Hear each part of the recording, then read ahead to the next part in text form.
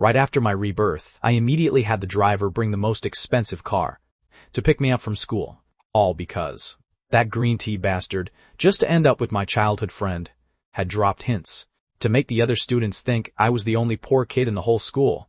He even pretended that he was the true young master of the Jingquan family.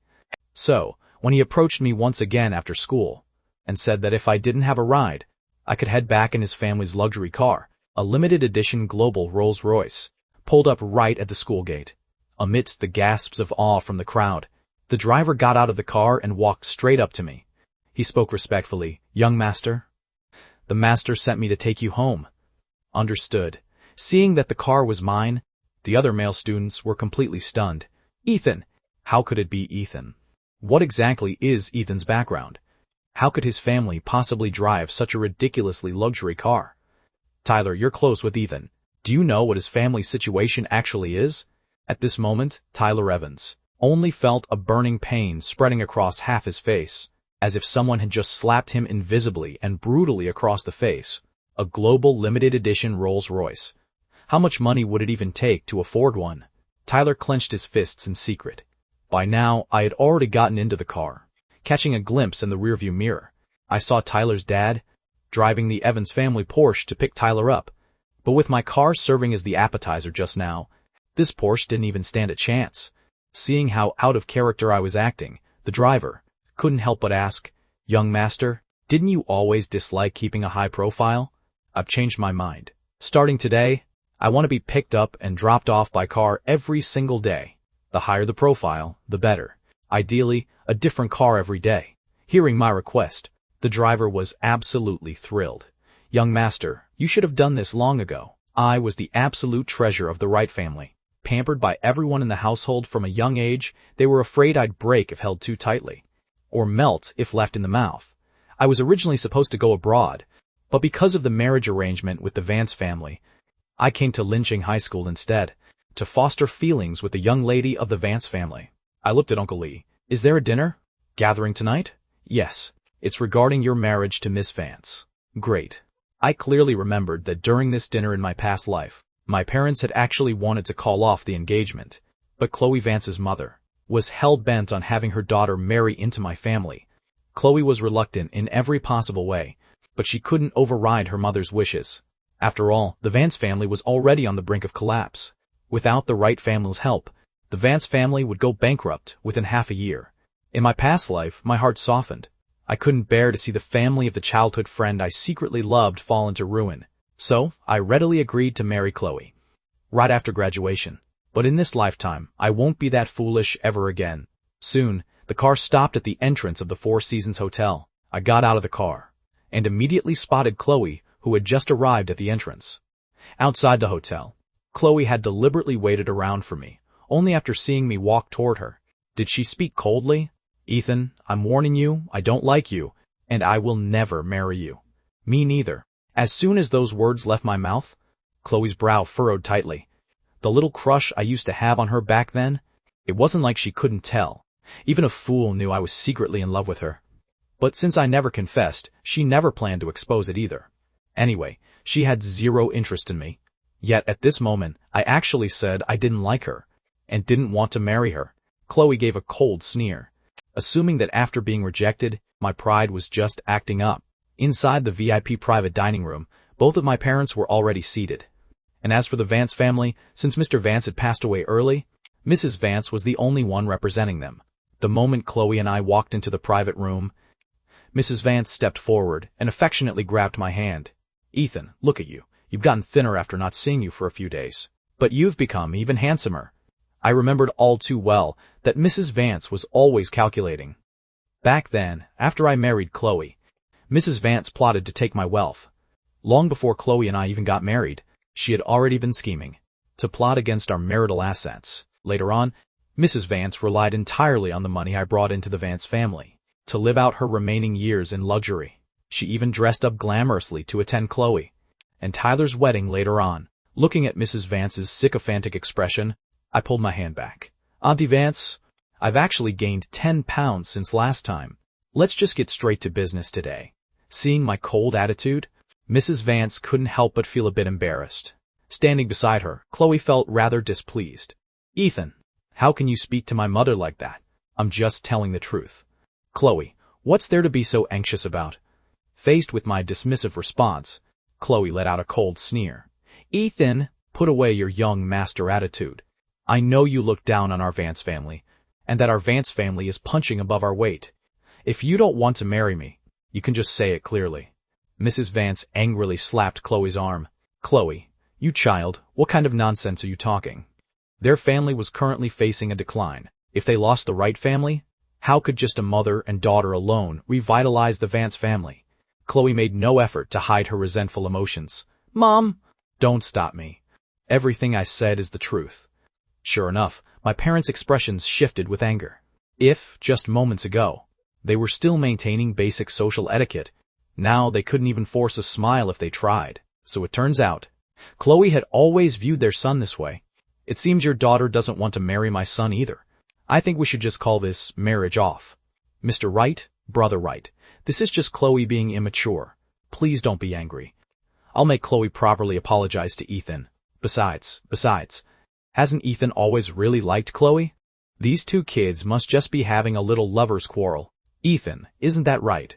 Mrs. Vance looked at me anxiously, but I simply spoke with an indifferent tone. Auntie, you're mistaken. Between Chloe and me, it has only ever been the affection of childhood friends. Just now at the entrance, Chloe already made it clear to me. She said she doesn't like me, and will absolutely never marry me. I feel the exact same way. So, I came here today to make things clear with you. I want to call off the engagement with Chloe. Hearing what I said, Mrs. Vance was stunned, and Chloe froze in place, utterly dumbfounded. In the past, because I secretly loved her, I would try every possible way to start a conversation with her. She knew all of this perfectly well. How could I suddenly agree to call off the engagement with her? My parents were also caught off guard. I had always been stubborn. Back then, they kept advising me against marrying into the Vance family, but I just refused to listen. Why did I suddenly change my mind today? Auntie, we won't be staying for the meal. In the future, our two families should keep our distance. After saying that, I stood right up, walked over to my parents. Mom, Dad, let's go. Seeing my own parents sitting right across from me, my eyes grew a bit red. In my past life, it was entirely because of my stubbornness that our Wright family ended up being ruined by Chloe's later retaliation. To put it bluntly, Chloe was nothing but an ungrateful wolf. In our past life, my parents helped the Vance family so much. Yet later, once the Vance family became dominant and Chloe gained full power and status, the very first target she squeezed out was the Wright family's business. Because Chloe had excessive pride and a narrow mind, she always felt in her heart that my parents letting me marry her back then was a humiliation to the Vance family, and nothing more than charity extended to her. Therefore, once she gained power, she couldn't wait to wipe out our Wright family, to wash away her so-called disgrace. A woman like her doesn't deserve to receive a single bit of help from our Wright family. After returning home for dinner, I made up my mind to lose weight. My mother didn't say anything negative. She silently brought over a plate of food and walked in. Looking at the boiled vegetables and shrimp placed before me, I dithered for a moment. My mother spoke with a tender voice. No matter how much you want to lose weight, you can't just not eat. From now on, I'll have the chef prepare a weight loss menu for you. My eyes involuntarily welled up with tears. It's so wonderful to have Mom and Dad right here with me. Having lived through to this lifetime, I finally understand the true value of family. In my past life, I was deeply insecure because of my weight, completely ignoring the warmth my parents gave me, and even pinning my hopes for affection onto others instead. Thank you, Mom. I lowered my head and ate the vegetables in big mouthfuls. I made up my mind that within 3 months, I absolutely had to slim down. The next day, I was so hungry that my head was spinning. But when I stepped on the scale, I found that I had suddenly lost 5 pounds. Aside from the joy, I also knew this was just water weight. Weight loss is a matter of perseverance. I absolutely could not let my guard down. At school, being picked up and dropped off by luxury cars every day made the other students green with envy. As I sat down at my desk, Tyler handed me a box of chocolates. Although I was insecure when I was younger, I actually wasn't particularly fat back then. But later on, I mysteriously started gaining weight. At the time, I thought it was just caused by excessive stress, but later I realized something was wrong, because the time I started getting fat perfectly coincided with when I met Tyler. Aside from using delicious food to tempt me, he must have also used some kind of drugs to make me gain weight. Don't be polite with me. I just saw how hard you're working to lose weight, so eating a small piece won't hurt. As he spoke, he shoved the chocolates directly into my hand, but he didn't expect me to suddenly let out a shout, causing the box of chocolates to crash to the ground. Instantly, it caused quite a commotion in the classroom. After saying a few words to the English teacher who was currently teaching, she confiscated the chocolates. Watching the imported chocolates get taken away by the English teacher, Tyler's expression turned rather ugly. Having things confiscated was a small matter, but something had been spiked inside those chocolates. From beside him, watching Tyler's scheme fail to succeed, I sat back down. The English teacher always liked taking cheap advantages. This box of chocolates was so expensive that, after being confiscated, it would most likely all end up in the English teacher's stomach. I wanted to see how Tyler was going to clean up the mess once the truth came to light. In the blink of an eye, it was recess. After class, Tyler hurriedly went to the office to admit his mistake. To the English teacher, Tyler's chocolates were not coming back. But right outside the office, he ran straight into Chloe. Seeing Tyler looking so down and out, Chloe asked, "Tyler, what did you go to the office for?" Tyler explained the reason. Hearing him mention me, Chloe grew somewhat impatient. "You should keep your distance from Ethan in the future too. Did you forget what happened at the pool last time? Did you forget how you told me afterward that Ethan was the one who dragged you into the water? He had bad intentions from the very start. There's no need for you to be friends with that kind of person." Seeing Chloe defend him, Tyler felt a secret joy in his heart. Thinking about how I had been picked up and dropped off by luxury cars these past few days, Tyler couldn't help but speak up. "Chloe, I wanted to ask, is Ethan's family really rich? I see him being picked up and dropped off in a different car every day now, so they must have a lot of money, right? Are you guys childhood friends? I have absolutely no relationship with him. Whether his family has money or not has nothing to do with me." Tyler could hear the disgust in Chloe's tone. He quickly spoke up. "I'm sorry, I just asked casually." Seeing Tyler's flustered expression, Chloe realized her attitude just now had been too harsh. She spoke up to comfort him. All right. I know you're worried that I'll like him. You can rest assured, the person I like is you. I will never fall for an ugly freak like Ethan." Hearing this, the tips of Tyler's ears turned red. Chloe. Just as Chloe threw herself into Tyler's arms, Tyler suddenly spotted someone standing behind Chloe. Me. I had just walked up the stairs from downstairs and witnessed such a mind-blowing scene. Flustered, Tyler pushed Chloe away. "Ethan, don't misunderstand. Just now, I was only hearing that I had arrived." Chloe simply leaned straight back into Tyler's arms. "There was no misunderstanding. We like each other. Tyler is my boyfriend now." Chloe looked at me with a cold sneer, desperately wanting to see an expression of heartbreak and regret surface in my eyes. After all, I used to secretly love her, following her around like a lost puppy, and even desperately losing weight for her sake. She wanted me to know that refusing to marry her was the most regrettable thing I had ever done. Just as Chloe was waiting to see my look of regret, I pointed at the two of them expressionlessly and spoke to the dean of students, who just happened to be coming upstairs on patrol. "Dean, Chloe and Tyler are dating." Seeing the dean of students walking toward them, Tyler pushed Chloe away almost instantly.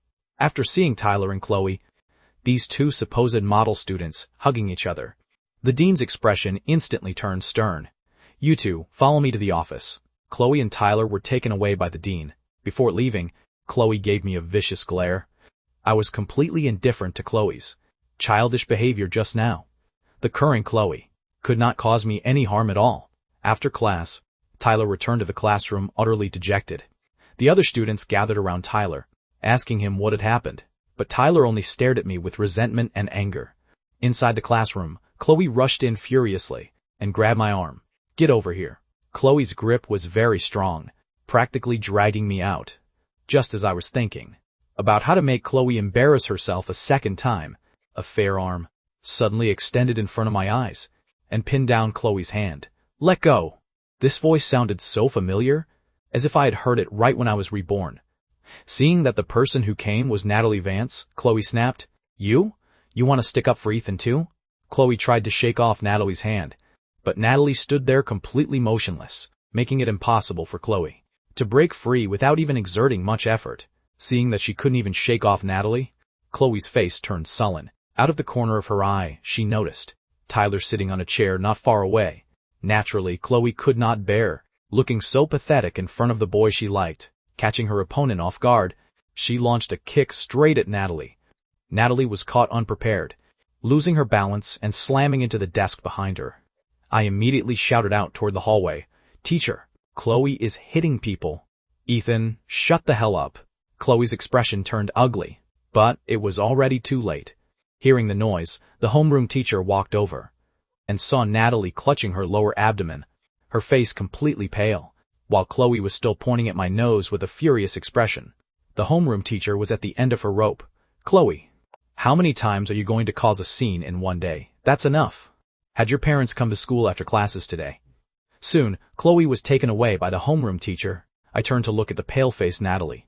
"I'll take you to the infirmary." Without waiting for Natalie to agree, I picked her up in my arms. Natalie froze, staring at my profile in a bit of a daze. This quickly caused an uproar among the surrounding classmates. Seeing the others making a fuss, Natalie furrowed her brows, her gaze turning cold and sharp, sending a shiver down the spines of everyone in the class. No one dared to make a sound anymore. Natalie no longer wanted me to carry her either. She took my wrist and led the way out of the classroom. Staring at the hand Natalie was using to pull me, I was a bit stunned. I could clearly see that Natalie's ears were slightly red. Thinking back to my rebirth, when I seemed to have been pulled out of the water by someone who gave me CPR, I spoke up as if possessed. "Natalie, that day, at the pool, the person who gave me CPR was you, right?" As soon as the words left my mouth, even I was startled. Natalie, on the other hand, reacted as if she had been hit by an electric shock. She withdrew the hand she was using to pull me. "Sorry, I didn't mean to." "I didn't say you meant to. I just wanted to thank you." Natalie didn't say anything, but instead walked toward the infirmary. Inside the infirmary, the doctor took a look at Natalie's injury. "It's nothing major. Just apply some safflower oil. A bottle is $80. You can just pay direct at the counter." Hearing this, Natalie pursed her lips. "No need." After saying that, she turned around and left the infirmary. I hurriedly followed right behind Natalie. Natalie had no intention of waiting for me. As I anxiously chased after her, my foot slipped. Seeing that I was about to fall, Natalie suddenly reached out and steadied my arm. Did you hurt yourself anywhere?" I shook my head, pulled a bottle of safflower oil out of my pocket, and shoved the safflower oil into Natalie's hand. "I can see your injury isn't severe. I've been applying this a lot lately. You can give it a try." Looking at the safflower oil in her hand, Natalie went silent for a moment. I knew perfectly well that Natalie was an illegitimate daughter in the Vance family. She was constantly bullied by Mrs. Vance and Chloe. Now that the Vance family was in financial trouble, it was even more impossible for Mrs. Vance to give Natalie any money. Natalie pushed the safflower oil back to me. "Thank you, but no thanks." Taking Natalie's pride into consideration, "I'm not giving you this safflower oil for free. There's compensation involved."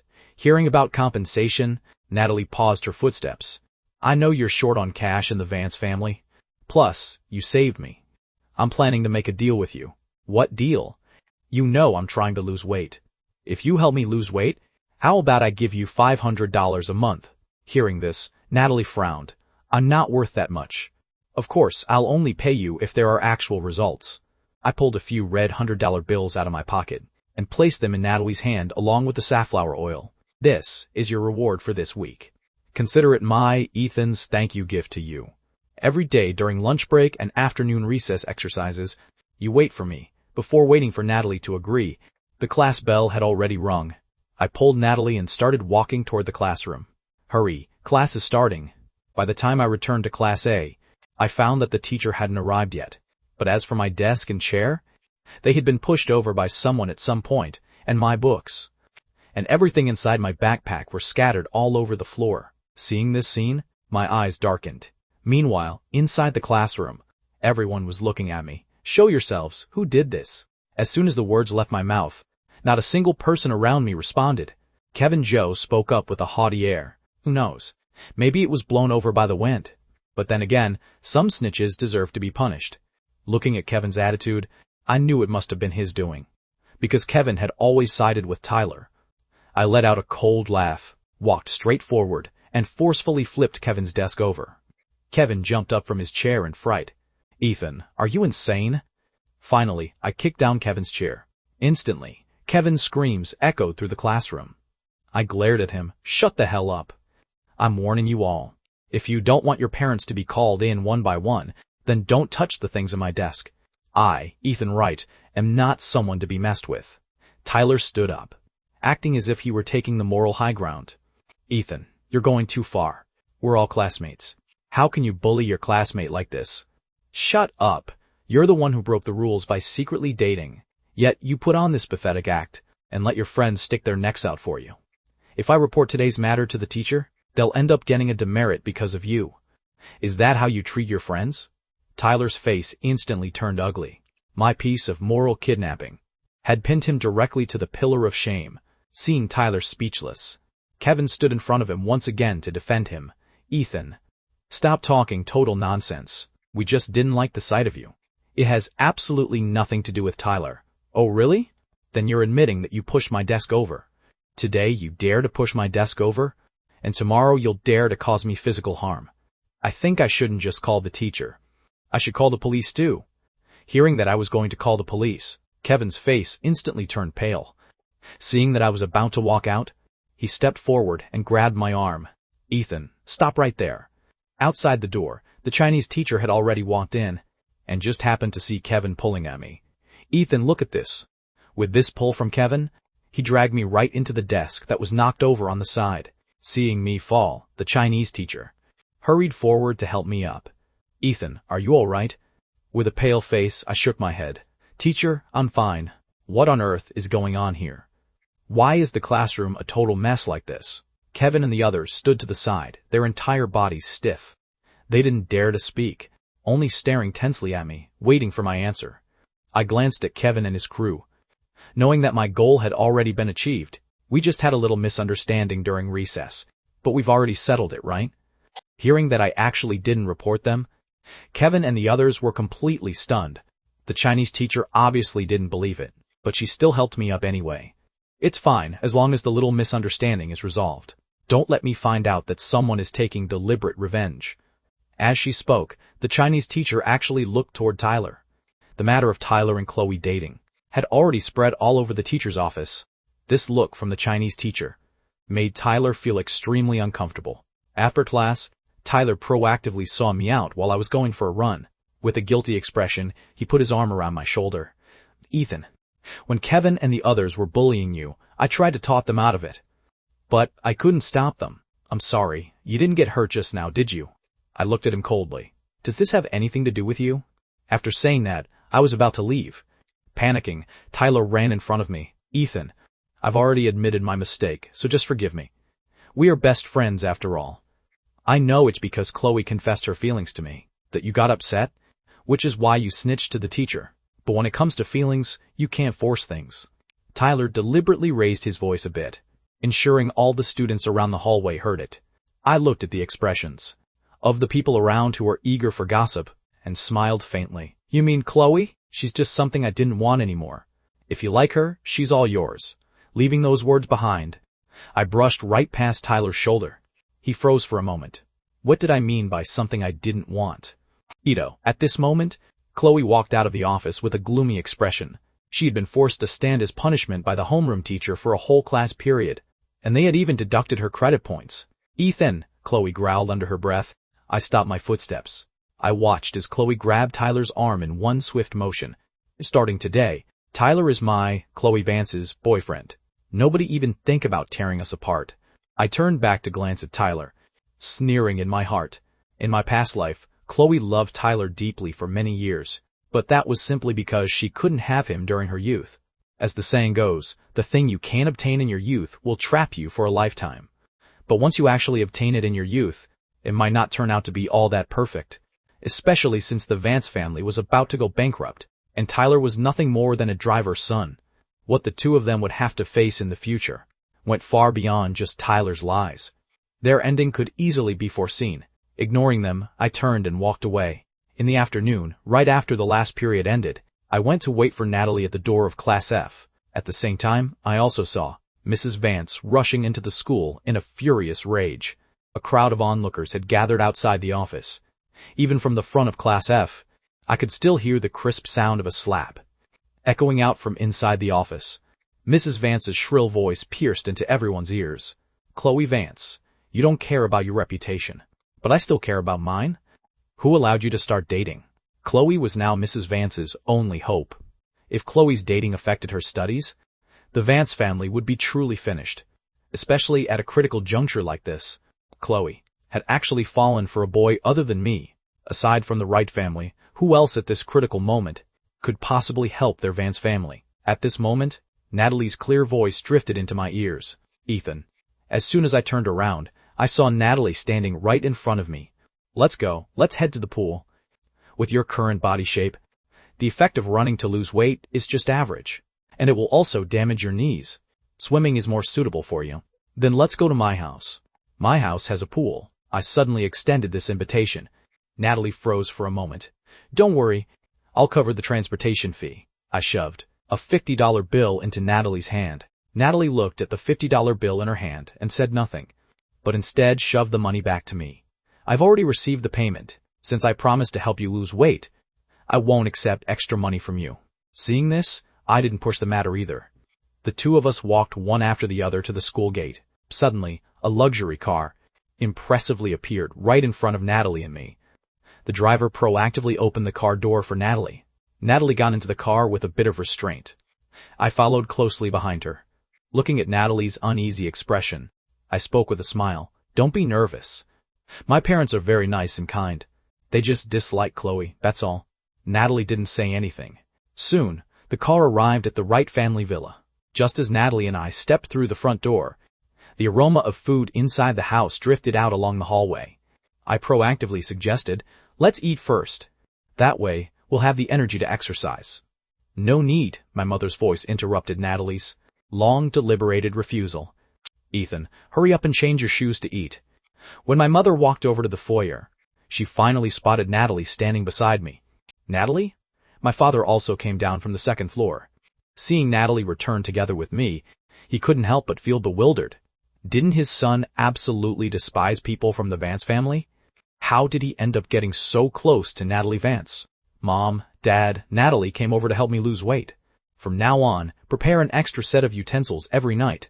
I spoke in a casual, domestic tone, leaving Natalie no room to refuse. My parents exchanged a glance. Even though they didn't like the Vance family, the two of them politely asked Natalie to change her shoes, come inside, and have dinner. In the living room, 6 dishes and a soup were set on the table. For my weight loss, I could only eat some shrimp and broccoli. Looking at Natalie's thin and weak appearance, I felt bad for her and scooped extra rice into her bowl. "Eat up slowly. If it's not enough, there's more." "Thank you, Mrs. Wright." After Natalie finished every single grain of rice, she silently moved to wash the dishes. Seeing this, I immediately put down the chopsticks in my hand and spoke to Nanny Wu in the kitchen. "Nanny Wu, the dishes." Nanny Wu stepped forward and took the dishes right out of Natalie's hands. "Second, Miss Vance, you can just leave this to me." Natalie opened her mouth, but before she could say what she wanted, it was too late. I pulled Natalie along to the backyard pool. Looking at the pool, which was just as large as the school swimming venue, Natalie couldn't help but feel a bit dazed. After I changed into my swimsuit and walked out, Natalie handed me a weight loss schedule. "This is for you." During recess, she had already customized a detailed schedule based on my physical condition. I was somewhat surprised. "You made this so quickly?" I looked at the extremely detailed weight loss chart in my hand. On it, even what I needed to eat every day, how much water I needed to drink, and how much I needed to exercise were all written down. Natalie spoke seriously. "Weight loss cannot rely on starving yourself. You ate too little tonight. Normally, eat more cucumbers and cherry tomatoes. Things like winter melon and corn are all fine to eat. However, you can't eat until you're full each day. During the initial phase, you need to go to sleep with a slight sense of hunger every night." I nodded my head, only half understanding. Seeing that I didn't quite get it, Natalie went silent for a moment, then spoke up again. "I will supervise you every day, so there's no need for you to understand it completely." Hearing this, I nodded my head. Meanwhile, my parents poked their heads out, watching Natalie supervise my swimming from the edge of the pool. The two of them had practically zero interaction throughout the entire process. My mother felt a bit puzzled. What's going on? Are they really just here to exercise? My father was also completely baffled. Could it be that our boy has shifted his affection to someone else? He doesn't like Chloe anymore, but has fallen for Natalie instead? The couple bounced ideas off each other, catching my and Natalie's attention. I poked my head out from the pool. Mom, Dad, what are you two doing? Hearing my voice, my father and mother hurriedly walked out from the corner. Your mother and I prepared some fruit for you two. You can eat it once you get tired from swimming later. Yes. If you feel that just swimming is too boring, then go to the gym on the second floor. There's plenty of equipment in there. My father and mother smiled awkwardly. I could tell at a glance that my parents were overthinking things. I climbed out of the pool and took the fruit from my mom's hand. Thanks, Mom. You guys should head back inside. Stop watching. I nudged my parents to make them walk away. Afterward, I looked at Natalie. Let's continue, shall we? I pretended to nonchalantly resume swimming, but in reality, I felt a bit embarrassed. Sure enough, when I poked my head back out of the water, I locked eyes with Natalie's deep and intense gaze. I let out a couple of awkward laughs. Eat some fruit, and then buried my head back into the water. Natalie didn't say anything, but the tips of her ears turned slightly red. For 7 consecutive days, Natalie and I went home together after school. However, nobody really noticed, because all the attention of the students at school was entirely focused on Chloe and Tyler. After their parents were called in that day, Chloe had a massive falling out with her family for Tyler's sake, even threatening to give up her status as the Vance family's heir, which almost sent Mrs. Vance to the hospital out of pure rage. The school teachers also found themselves completely helpless against Chloe and Tyler. On this particular day, right after arriving at school, a student suddenly came rushing in, shouting in a panic, "Oh no, something happened." Hearing these words, the first person I thought of was the English teacher. 7 days had already passed. The problem should have manifested by now. Clearly, the other students had no idea what had happened. However, just to join in on the drama, everyone collectively rushed toward the academic building. From inside the office came the English teacher's shrill voice, "Mr. Wang, you must give me an explanation today." The homeroom teacher was also completely helpless. He didn't know what had happened either, so he could only have a student call Tyler over first. When Tyler was called into the office, the English teacher's sharp, furious glare instantly swept over to him. "Tyler Evans, get over here." She dragged Tyler right in front of the homeroom teacher and interrogated him. "What exactly did you put inside those chocolates?" The English teacher originally had a slender figure, but in a mere week's time, her body shape had noticeably ballooned before everyone's eyes. With a deathly pale face, Tyler stuttered, "I don't know, I didn't." Seeing Tyler's terrified appearance, the homeroom teacher immediately showed favoritism. "Ms. Liu, you gained weight on your own, so how can you blame my student?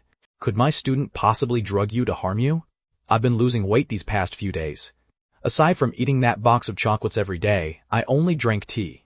How could I possibly gain 15 pounds in one single week? I already took the chocolates for a lab analysis, and the test results show that someone slipped hormones inside them." "Tyler, you're really something, aren't you?" The students outside the door gasped in unison. "How could there be hormones in there? That's way too terrifying. Tyler is so kind-hearted. How could he possibly drug the English teacher?"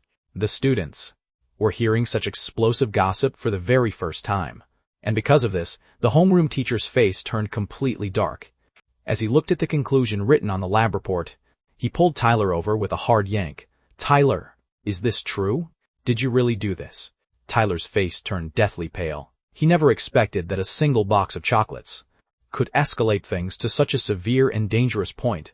"No, it wasn't me. I didn't do it." "You still want to deny it? You're already doing drugs to harm people at such a young age. What will you become when you grow up? Call your parents right now and make them get over here. There must be a proper accounting for this matter." The English teacher was dragging Tyler over toward the phone. Right at that moment, Chloe stepped forward. "I was the one who put the drugs in the chocolates. It has nothing to do with Tyler. Anyone could see that." Chloe was just taking the blame for Tyler. Chloe stepped up and pulled Tyler over to her side with a firm tug. "I'm the one who drugged them. If you want to call parents, call mine."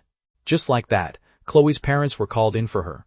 When Mrs. Vance found out that her own daughter was paying the price for the mistake Tyler had made, her impression of Tyler instantly plummeted even lower. But the matter did not just end there. The English teacher insisted on calling the police and demanded a disciplinary punishment for Chloe. Under Mrs. Vance's repeated pleading, she not only paid $200,000 in compensation, but a major demerit was also recorded against Chloe.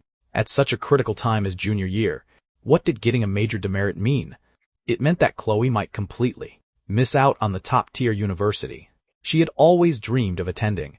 On this day, I was in a fantastic mood, and I even had much more energy for my workouts. After a little over 10 days since my rebirth, I had already lost 20 pounds. Though the further along I went, the harder losing weight would become. It was a great start nonetheless. Seeing that final exams were drawing near, Class A, and all of its students were studying incredibly hard. Every day, aside from grinding practice questions, they were burying their heads into memorizing books. Only Chloe, after that incident, seemed to have completely given up on herself. Every day she just skipped classes to go on dates with Tyler. I was entirely unfazed by it. Inside the library, I was burying my head in intense study, when suddenly, the chair opposite me was kicked by someone. I furrowed my brows. When I looked up, sure enough, I saw Chloe. I spoke with deep impatience. "What do you want? You were the one behind the chocolate incident last time, weren't you? On what grounds do you claim it was my doing? Aside from Tyler, you were the only one who touched those chocolates, and you still say it wasn't you? Then why don't you suspect Tyler instead of suspecting me?" Chloe looked at me with utter disdain. "Tyler is kind-hearted. On the other hand, you, Ethan, how did I never realize before that you're so vicious?" I snapped my book shut, wearing an entirely indifferent and calm expression. "If you actually have a brain, go investigate it yourself. Find the evidence. And if you prove it was me, you're more than welcome to expose me. But if you don't have evidence, then don't play the white knight right in front of my face. It's absolutely moronic." Chloe was provoked by my words. She instantly slammed the table, stood up, and made a move to attack me. The very next second, Chloe's arm was pinned down by someone. This is the library, not a place where you can just throw a tantrum as you please. What the hell do you think you are? Get lost. Chloe tried to shake off Natalie, attempting it several times, but failing to break free every single time. The duty of a library assistant is to maintain the order of the library. Do I need to sound the security alarm? Chloe glanced at Natalie, then looked back at me. What, have the two of you actually ended up together? Ethan, you used to shamelessly chase after me like a parasite, and now you turn around and get with Natalie? The moment Chloe's words fell, Natalie's hand swung out and delivered a sharp slap across her face. Afraid that things would get out of hand, I immediately stood up. "Natalie, don't fight." Upon hearing me speak, Natalie regained her composure. She looked down coldly at Chloe, who was on the ground. "Watch your mouth. If there is a next time, I'll definitely rip it apart." Chloe never expected that Natalie would dare to lay a hand on her. For a moment, she was burning with rage. Just as Chloe was about to strike back, I shielded Natalie by stepping in front of her. "Chloe, you were the one throwing insults first. You deserved getting slapped. If you fight back now, you'll be entirely in the wrong. Do you really want to get another demerit recorded against you? Record a demerit then, like I care about that anymore? But don't forget, if you get one more demerit, you'll be expelled from school. If you're gone, what happens to Tyler?" Hearing Tyler's name, Chloe's hand, which was still acting on impulse, instantly froze in place. Knowing that I had successfully grabbed Chloe by her weakness, I took Natalie's arm and said, "Let's go. Help me find another place to study." This time, Chloe didn't step forward to stop us. Seeing that Chloe was gone, I just found a random spot to sit down. Bad luck. What absolute bad luck. I'm going back to work. Natalie's tone was somewhat indifferent. For some reason, I felt like Natalie was a little unhappy. I stepped forward to comfort her. What Chloe said just now was total nonsense. Her own mind is just toxic and dark. Don't take it to heart. I'm already used to it. You're a library assistant? Yeah. How come I've never heard you mention it before? You didn't ask. Natalie was arranging the books on the shelves, so I followed right behind her. Your academic grades are so good. You should have been in Class A originally. Why did you get into a fight before? Forgot.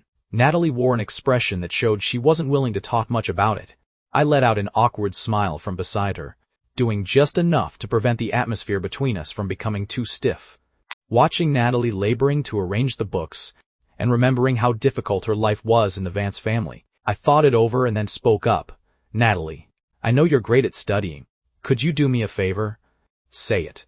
I need someone to help tutor me in my schoolwork. Could you help tutor me every night from now on? I'll calculate the money for you based on your hourly rate. How about $100 a session? Natalie raised her eyes to look at me. Every time you take an exam, your grades are always in the top 10 of the entire grade. There's no need for tutoring. I've been slacking off lately.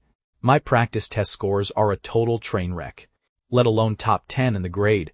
I won't even be able to make it into the top 100. Don't worry, as long as I pass this final exam smoothly, I'll give you $1,000 as a bonus. Just please help me out. Seeing that I didn't look like I was lying, Natalie hesitated for a moment. I continued speaking. If it's too much trouble for you, tutor me on Saturdays and Sundays from now on instead. Got it. Seeing Natalie agree, a look of pure joy instantly flashed across my face. It's a deal. With a top student like Natalie helping me out, the next final exam would definitely be in the bag. Just as I was planning to go back and bury my head in intense studying again, Natalie suddenly began to cough violently. Only then did I notice that Natalie's complexion looked rather awful because of the intense coughing. Her face and neck were flushed a bit red. Nah, Natalie. I was about to reach out to check Natalie's forehead, but my hand was slapped away by her reflexively. No need. Just then, another library assistant came running over anxiously. Natalie, I told you to wait over there properly while I got the medicine for you. Why did you run off? Medicine. What happened to Natalie? What else could it be? She's got a fever. Natalie, isn't it just because you came home a few hours late these past few days? They actually locked you outside the house for the entire night. It'd be a miracle if you didn't catch a fever after several days of that. Cheryl. Natalie's sudden sharp reprimand made Cheryl shut her mouth obediently. I froze. During this past period of time, in order to help me lose weight, Natalie was always busy until 8 or 9 o'clock before heading home. The Wright villa and the Vance house were 2 kilometers apart, yet she always insisted on making her own way back, and refused to let the Wright family's car drop her off. I never expected that Mrs. Vance would actually be so heartless as to not even let Natalie step inside the house. Ethan, oh Ethan, you really are an idiot. How did you fail to consider this factor? Am I not just telling the honest truth? What are you getting mad for? Cheryl handed the medicine to Natalie, while her gaze shifted back and forth between Natalie and me. Sensing that the atmosphere between the two of us felt a bit unusual, I'll go get some water for you. You two take your time chatting. Cheryl ran away right after saying that. Looking at Natalie's pale face, I had a look of deep worry. Auntie Vance treated you like that, so why? Why didn't you tell me? This has nothing to do with you. How could it possibly have nothing to do with me? If it weren't because I kept you around to help me lose weight, you wouldn't have been kicked out of the house by Auntie Vance. This was my own choice, and you paid me for it. In short, my business has nothing to do with you, and I don't need you to look after me. After saying that, she turned around and left. Looking at Natalie's departing back, a wave of guilt rushed into my heart. I foolishly thought that by paying Natalie to help me lose weight, I could not only form a good relationship with her, but also help improve her life. I never expected that this would only cause her far more trouble. In the evening, I returned home. Seeing that I was the only one who came back, my mother, who had prepared 5 sets of utensils, was taken aback. Ethan, how come you're alone? Where is Natalie? She's sick. Sick? What happened? Did she get too exhausted from accompanying you during workouts? She's been tutoring me these past few days, and heading back very late, so Auntie Vance locked her outside the door, and that's why she caught a fever. As soon as I finished speaking, my father also walked out from the living room. Mom, Dad, I want to ask you for a favor. Hearing this, my parents exchanged a glance. The sky grew dark. Dragging her heavy body, Natalie walked up to the entrance of the Vance house, where she ran right into Chloe and Mrs. Vance, who were sitting inside their luxury car. Mrs. Vance had clearly just brought Chloe back from the hospital. On Chloe's face, the injury from earlier today was still vividly visible. Mom, Natalie is the one who beat me up. Mrs. Vance glared at Natalie. Well, aren't you something, Natalie Vance? I raise you out of the kindness of my heart, only for you to beat up my daughter? How can you be so vicious? You're nothing but an ungrateful wolf that can never be tamed. Today I'm going to, Mrs. Vance grumbled as she spoke, while stepping forward to pinch Natalie's arm hard. You hit my daughter, and you still have the nerve to come back? Move. Follow me to the police station. This matter isn't over yet. Natalie's brow furrowed slightly. She forcefully shook off Mrs. Vance's grip. But that only earned her a sharp slap across the face from Mrs. Vance. "You've gone completely wild. You actually dare to fight back." Natalie's cheek was scratched by Mrs. Vance's fingernails as she struck, leaving several bloody scratches clearly visible. Right at that moment, the beam of a car's headlights shone directly onto the three of them. My parents and I stepped down from our car, and immediately after, two more cars pulled up right beside us. The Wright family's bodyguards and lawyers all stepped out. Mrs. Vance had never seen such a massive display before, so she stood frozen in place for a moment, completely dazed. "Brother Wright? Sister-in-law Wright? You guys." My mother ran over to Natalie and helped support her. "Don't call me that." Looking at the bloody scratches on Natalie's face, my mother spoke up in a furious voice. "Mrs. Vance, aren't you being way too heartless?" Mrs. Vance could no longer force a smile. "Brother Wright, sister-in-law Wright. It's because this child laid a hand on Chloe at school. I was just acting out of anger and teaching her a quick lesson." My mother glared at Mrs. Vance. "Just acting out of anger and teaching her a quick lesson? You locking Natalie outside your door before and leaving this child to freeze outside all night? Was that also just acting out of anger and teaching her a quick lesson? I think you're completely unfit to continue raising Natalie. Why don't you let us raise Natalie instead?" "What? What?" Before Mrs. Vance could even react, the lawyer had already stepped forward and handed the documents in his hand over to Mrs. Vance. "Mrs. Vance, your actions have already broken the law. If you don't want us to sue you, I advise you to just obediently hand her over to us." Mrs. Vance was stunned. "Mom, if they want to raise her, let them have her. It even saves our household a portion of food." Looking at the documents in front of her, Mrs. Vance was nowhere near as brainless as Chloe. "What benefits do I get if I let you raise this child? After all, she is still my husband's bloodline from the outside. I can't just hand her over to you guys. For absolutely no rhyme or reason, right?" Listening to the words coming out of Mrs. Vance's mouth, I couldn't help but let out a cold laugh. Mrs. Vance was always exactly like this, never forgetting to rake in a profit before doing anything. Seeing that my father was about to speak up and promise Mrs. Vance some benefits, I interjected. "Auntie Vance, this matter of you abusing Natalie, if it spreads through our social circles, it will only bring harm to the Vance family and to you, with zero benefits. We are actually helping you out here. Yet you turn around and demand benefits from us instead. We have absolutely no benefits to give you. Why don't we just go straight through the court process instead? If we take this to the police station, given your past conduct, Auntie Vance, I'm afraid you might even face prison time. When that time comes, our Wright family will still be able to adopt Natalie just the same."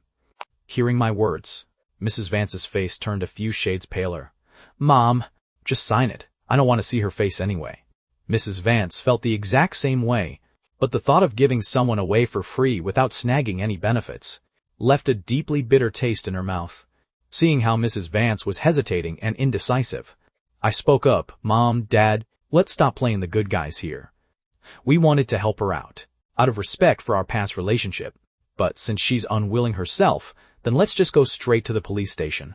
There's no need to waste time here." Seeing that I really turned around and was about to get into the car, Mrs. Vance panicked instantly. I'll sign. Mrs. Vance hurriedly grabbed the pen, and without even waiting to read the contents of the document clearly, she signed her name right on the paper. Standing not far away, I saw this scene, and slightly hooked up the corners of my lips. "Take her away then. But whatever you do not call the police." My mother didn't even bother to acknowledge the woman. She helped support Natalie as they got into the car.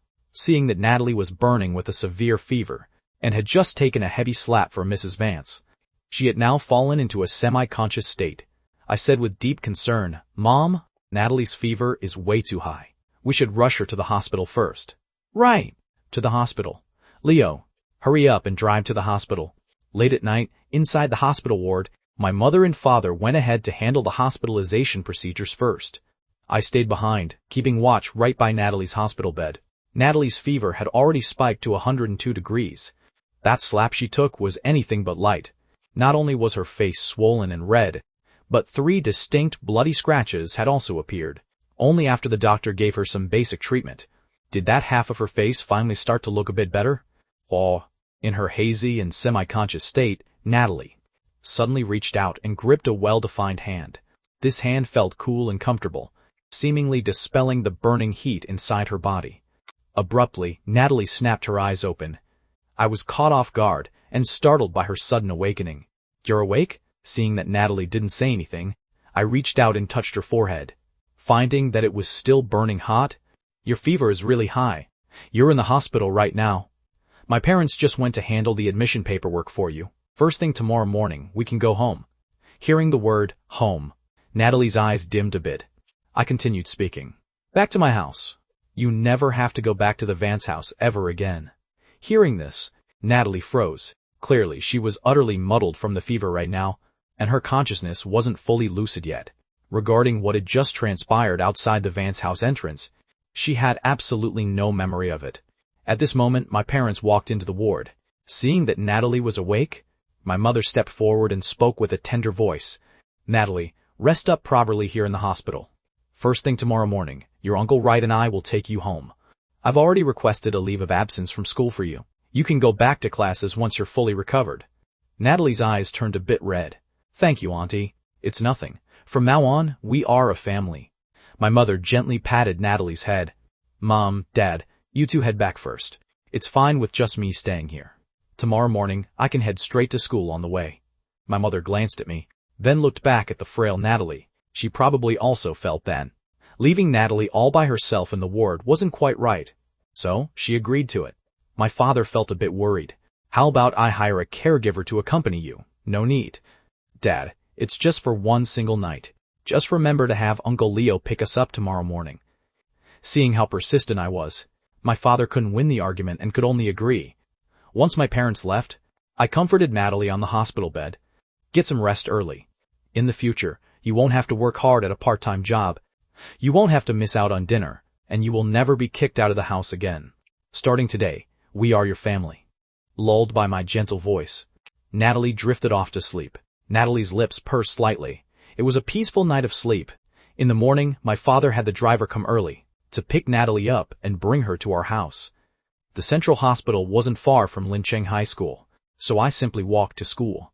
As luck would have it, Chloe had the Vance family driver pick up Tyler on the way to school today. The scene of the two of them walking hand in hand fell right into my eyes. I originally wanted to pretend I didn't see them, but Tyler proactively spoke up. "Ethan, why are you walking to school today?" Holding Chloe's hand, Tyler walked up to me, as if he were deliberately showing off. "Ethan, it looks pretty exhausting for you to walk to school. Anyway, you probably don't live that far away. In the future, Chloe can pick us up together on the way to school." "No thanks, my house and Chloe's house aren't on the same way." I didn't care to bicker with the two of them, but just as I was about to leave, Chloe called out to stop me. "Ethan, Tyler is just being kind. What's with your attitude? He's being kind, but I don't accept his kindness, all right?" I brushed straight past the two of them. Tyler's aggrieved voice echoed from behind. "I really was just trying to be kind. Did Ethan misunderstand me?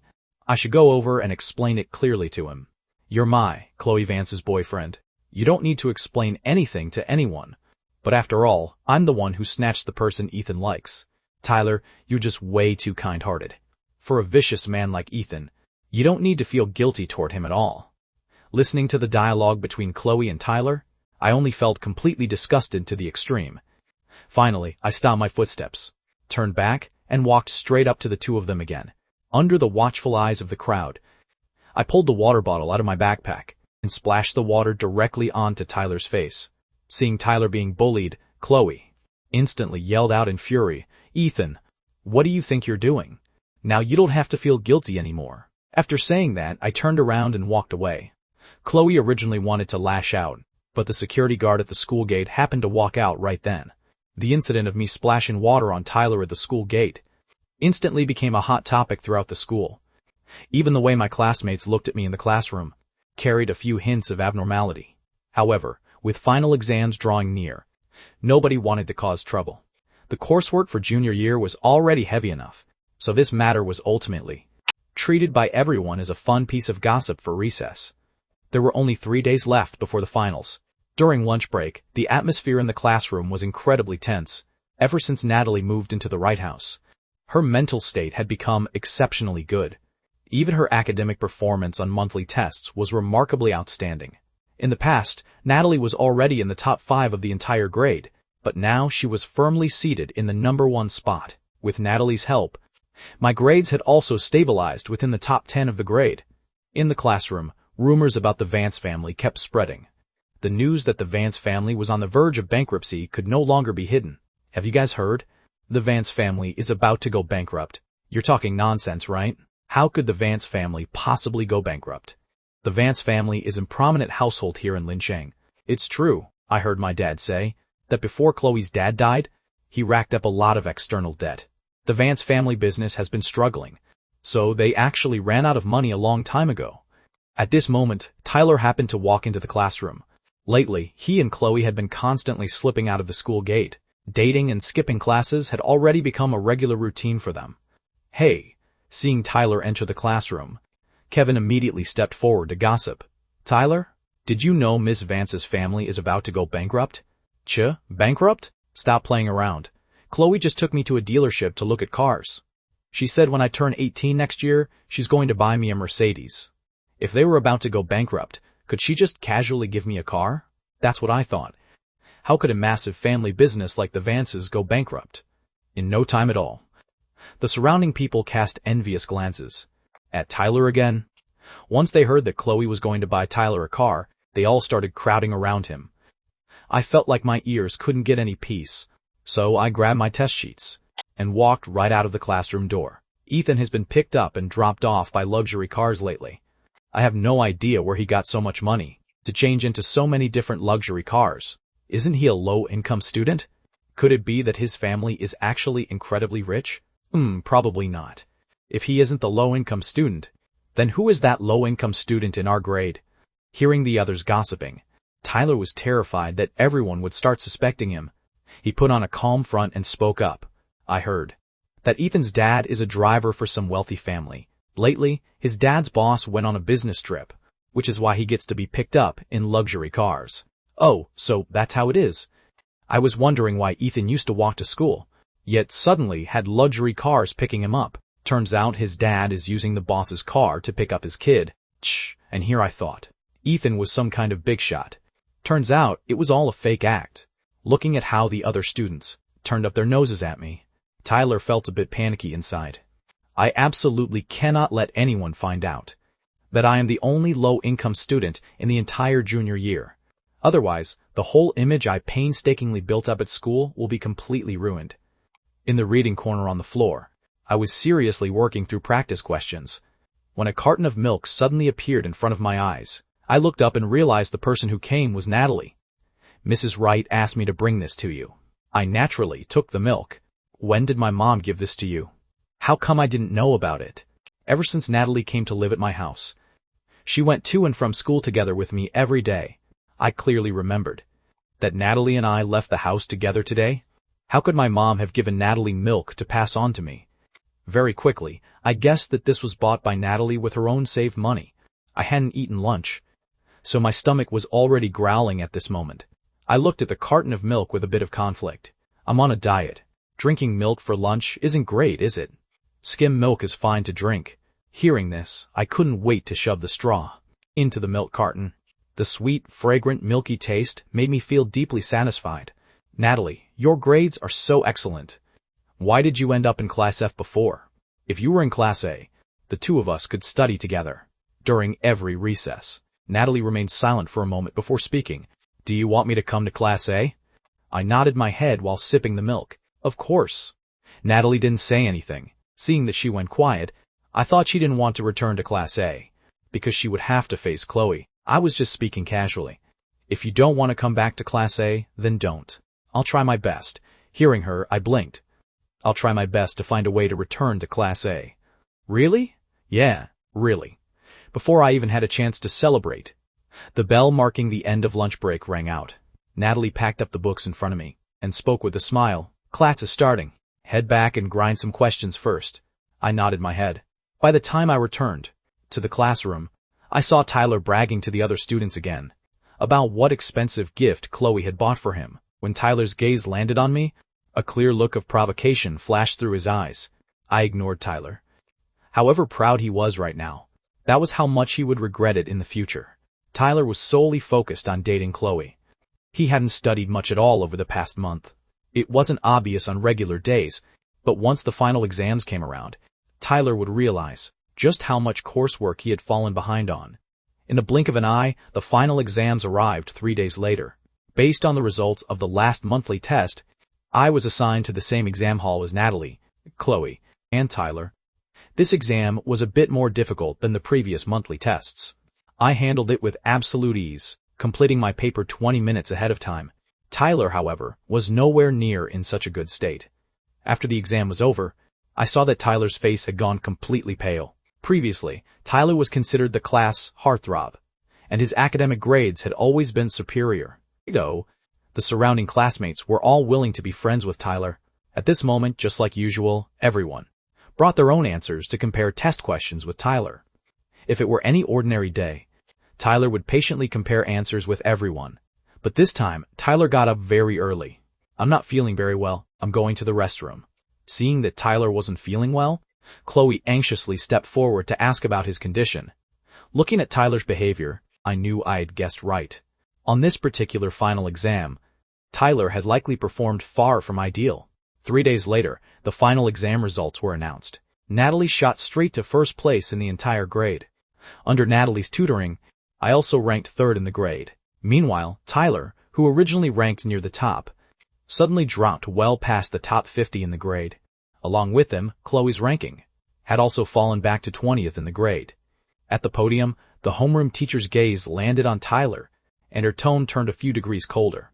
"Tyler Evans, have your parents come over before you leave at noon?" Hearing this, Tyler's face turned pale. "Teacher? My dad is usually very busy. He might not have time to come over." "Then what about your mother?" Seeing the homeroom teacher mention his mother, Tyler's expression looked even worse. Watching Tyler stay silent, the others had no idea what was going on, but I knew. Tyler and Tyler's mother had divorced long ago. It had always been Tyler's father, raising Tyler all by himself. But now, right in front of his classmates and teachers, Tyler naturally had no way to say that his parents were divorced. Seeing Tyler remain silent, the homeroom teacher felt somewhat helpless. "Tyler, with your grades dropping this much, your guardian also bears responsibility. No matter whether your parent is busy or not, they must come over at noon." After saying that, the homeroom teacher started assigning summer homework, leaving Tyler no chance to make excuses. The mere thought of his father coming to the school made Tyler feel extremely anxious. If everyone in the class found out that he was, actually, the only low-income student in the entire junior year, then his previous framing of Ethan would definitely be exposed. At noon, the other students had already packed their bags to head home for summer break, but Kevin and a few others stayed behind. Chloe was keeping watch right by Tyler's side, which made Tyler extremely anxious. The time Tyler had notified his father to come to school was 12:30, precisely because he wanted to wait until Chloe and the other students in the class had left, so that his father's true identity wouldn't be discovered by anyone. But he never expected that, because Chloe was worried about him, she insisted on waiting until the homeroom teacher finished lecturing him before she would leave. And Kevin and his crew had the exact same intention, wanting to stay behind to comfort Tyler. However, they would never guess that Tyler didn't need comfort right now at all. What he needed was for them to leave this place as fast as possible. Otherwise, his massive lie wouldn't be able to stay covered up. I sluggishly packed up the practice booklets inside my desk. Natalie, who was outside the door, saw that only Chloe and her crew were left, so she walked in. Natalie walked up to my side and prepared to help me pack my backpack, but I pinned down Natalie's hand instead and shot her a meaningful glance. After spending this recent period together at the Wright House, Natalie quickly understood what I wanted to do. She simply pulled up a chair and sat down next to me. "Didn't you say today that there was a question you didn't know how to do? I'll teach you right now." I was just worrying about not finding an excuse to stay in the classroom and watch the show. Seeing that Natalie had given me such a perfect reason, I quickly pulled out a practice booklet and randomly pointed at a question. "It's this question." Natalie took the textbook and looked through it unhurriedly. Meanwhile, Tyler, who was sitting not far away, was already burning with anxiety. It was bad enough that Chloe, Kevin, and the others hadn't left, but why did Ethan and Natalie stay behind too? Watching the hand on the classroom clock already pointing past the 12:30 mark, Tyler finally couldn't hold back his emotions anymore. He spoke up. "Chloe, Kevin, you guys head home first. I can handle this on my own." No way. I'm staying right here to accompany you. If that old hag Ms. Lee dares to bully you, I'll never hear the end of it with her. Yeah, Tyler, we're all right here. Don't be afraid. Your grades just dropped a little bit, that's all. Is that really worth calling parents over? Seeing that Kevin and his crew weren't leaving, Tyler could only try to persuade Chloe first. Chloe, you should still head out first. My dad doesn't support me dating at an early age. I'm afraid if my dad sees you then, he'll get angry. All right then. Remember to message me once you get home. Tyler nodded his head. At this moment, he wished for nothing more than for Chloe to leave immediately. Before leaving, Chloe still uneasily told Kevin and the others to take good care of Tyler. Looking at Chloe's deep care for Tyler, Kevin and the other guys' faces were filled with envy. And Kevin, seeing me solving questions up front, as if I hadn't heard a single thing, deliberately spoke up. Miss Vance is really so good to our Tyler. I heard that Miss Vance is already planning out a proposal. Tyler, your Evans family is a massive enterprise. I bet you guys will get engaged right after graduation, won't you? I don't really know about that either. How could you not know? I heard that for children of upper-class enterprises, a lot of them get engaged right after finishing high school, just waiting until they reach the legal age to get married. Tyler, Miss Vance loves you so much. She definitely wouldn't bear to let you go abroad to study all by yourself. Maybe the Vance family really will go to the Evans family to propose first. Exactly. Our Tyler is handsome and has a great personality. Plus, he's the young master of the Evans family. He and Miss Vance are the perfect match. How could Miss Vance bear to let our Tyler go abroad to study alone? She'll definitely go along with you in the future. Looking at the expectant expressions on everyone's faces, Tyler also seemed to visualize the future where he married into a wealthy family. Hearing all this, I couldn't help but let out a cold laugh in my heart. 3 years after graduating from high school, during a high school class reunion, Tyler had already returned from studying abroad and ended up with a wealthy foreign woman. The two of them got engaged very quickly. Chloe was also present back then. Upon hearing the news of Tyler's engagement, Chloe didn't give a damn about my dignity as her husband. Her eyes turned red right then and there, and she even chased Tyler outside, wanting to speak with him alone. And at that time, I was already Chloe's husband. Because of Chloe's action, I was made an absolute laughingstock at that class reunion. Later on, the Vance family business grew bigger and bigger, and Chloe also became one of the top business CEOs in Lincheng. It was precisely at that time that Tyler's wife suffered a business failure and committed suicide by jumping off a building. Only then did he return to the country to rekindle his old flame with Chloe. And Chloe, just to divorce me smoothly, locked me away in a mental asylum. Thinking of all those events from my past life, the pencil currently in my hand suddenly snapped. Natalie looked at my state but remained silent. However, the commotion I made also caught the attention of Kevin and the others. Haha, looks like someone just can't stand listening to this anymore. Our Tyler was just born for wealth and honor. Ethan, don't get jealous. If you get born into a rich family in your next life, maybe Miss Vance will take a liking to you then. The surrounding people didn't hide their mockery toward me at all, but Natalie couldn't stand it. She stood right up, walked over in front of Kevin, and delivered a heavy kick straight to Kevin's desk. Those few classmates who were making a commotion just now instantly didn't dare to say another word. Right at that moment, the voice of a middle-aged man echoed from outside the classroom. Is this class 1? The middle-aged man who arrived was around 40 years old, with a well-proportioned build, looking a bit weathered by age, and with a few strands of white hair. He was wearing a driver's uniform. The pair of sneakers on his feet were already a bit worn out, and his hands were exceptionally rough. If I hadn't guessed wrong, the person in front of us was Tyler's father. Tyler never expected his dad to show up so quickly. Before he could even think of what to say, Kevin, who was standing on the side, asked in confusion, "Who are you?" The other classmates all sized up Tyler's dad without exception. Tyler's dad smiled honestly and said, "I am. He's our family's driver." Tyler blurted out almost in a total panic. He anxiously walked over to his dad's side, and under his dad's bewildered gaze, he spoke up, "My dad is busy and has no time, so he had our family driver come over." "Oh, so it's the Evans family's driver. I was thinking Mr. Evans wouldn't dress like this." "Makes sense. Tyler's dad is the CEO of the Evans Group after all, dealing with a myriad of issues every single day. How could he possibly find time to come to school?" Kevin and the other classmates chimed in one after another. making Tyler smile extremely awkwardly. Meanwhile, Tyler's dad beside him clearly understood now that his own son was talking big in front of his classmates, pretending to be the young master of a wealthy family. He tugged at Tyler. "Tyler, how can you?" "Shut up. Who allowed you to call my name? You're nothing more than a driver for our family. If you dare to disrespect me again, I'll have you kicked out of our household." "Exactly. He's just a measly driver. Yet he dares to lay hands on the boss's son. He doesn't even see who he is." Tyler's dad looked extremely humiliated. Meanwhile, Tyler was deeply terrified that if they stayed any longer, his dad would reveal the fact that he wasn't a wealthy young master. He immediately pushed his dad along, saying, "The teacher is waiting right in the office. Why don't you hurry up and go see her?" Seeing his son's anxious expression, Tyler's dad knew. His son was afraid his identity would be exposed by his classmates. Although he was extremely dissatisfied with Tyler's actions, for the sake of his son, having a slightly better life at school, he bowed his head, nodded, and walked away. Kevin spoke up with deep dissatisfaction. "Tyler, the driver of your family is way too oblivious to proper etiquette. He must be pulling rank just because he's been working as a driver for your family for a long time." Tyler, hearing his classmates' contempt and disdain toward his own father, forced a deeply strained smile.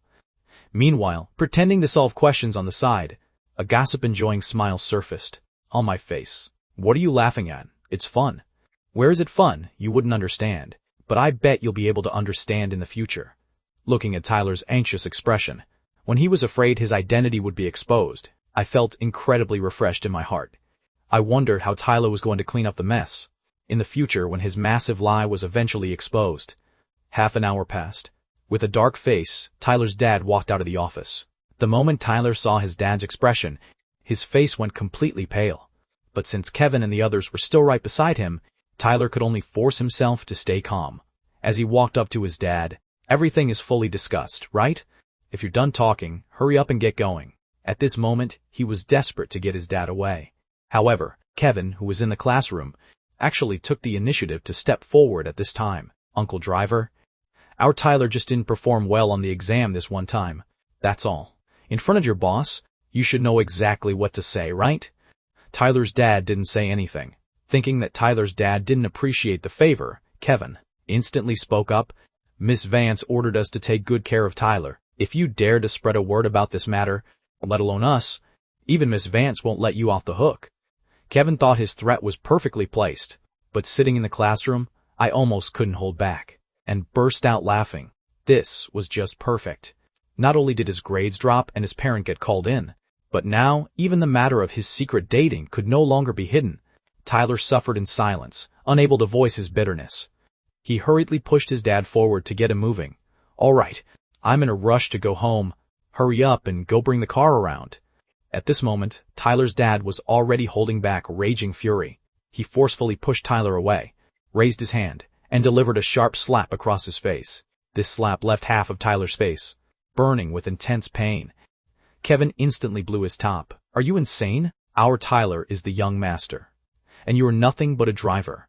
Who gave you the nerve to lay a hand on Tyler? On the grounds that I am. Enough. Enough." In a state of pure panic, Tyler violently slapped his dad right back. This slap caught his dad completely off guard, causing him to stumble back several steps in a row. Tyler raised his chin proudly, his tone filled with pure threats. "This is school. You actually dare to lay a hand on me right in front of so many classmates?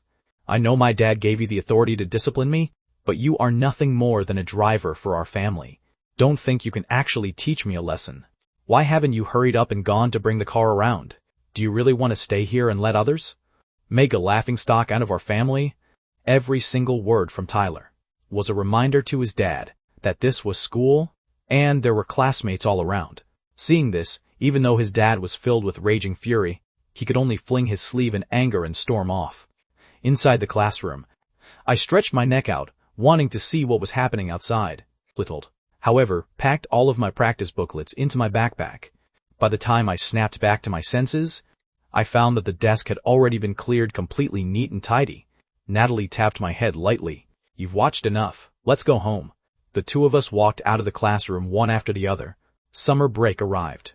For my sake, Natalie specially formulated a summer break schedule. Through the efforts over the past 2 months, I had successfully slimmed down back to 130 pounds. Summer break was the absolute best phase for a final sprint. In August, seeing that summer break was drawing to a close, the class group chat suddenly became lively. I saw that in the group chat, Tyler warmly invited everyone to a summer resort villa to escape the heat. Hearing that they could go to a summer resort villa, everyone grew interested one after another. When I saw this message, I couldn't help but curl up my lips. It seemed Tyler was terrified that the incident of his dad going to school last time had made his classmates doubt his identity.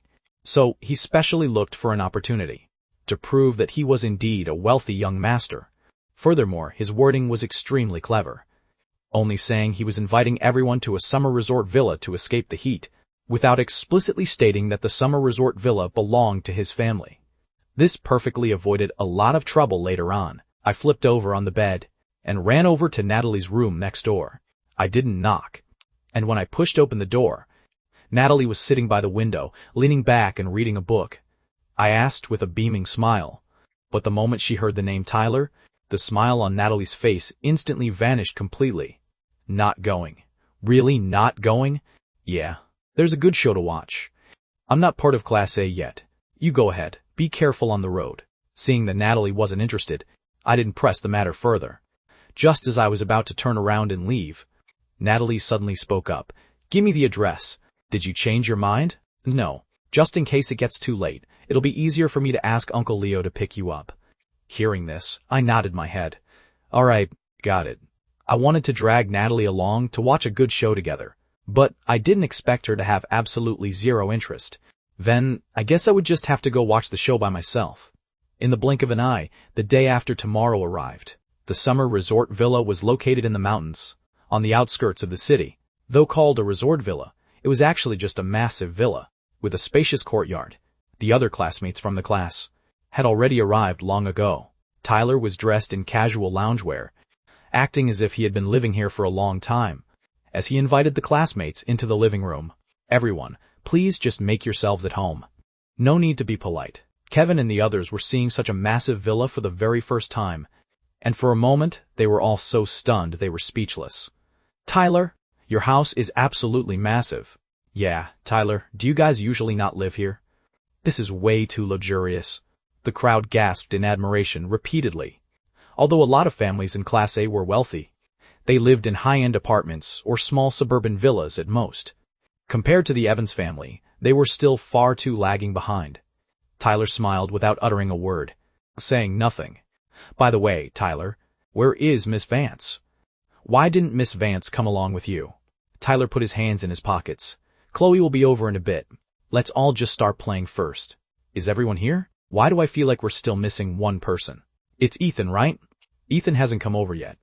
Ethan caused Tyler and Miss Vance to get their parents called in for dating before. He probably doesn't have the face to show up anymore, right?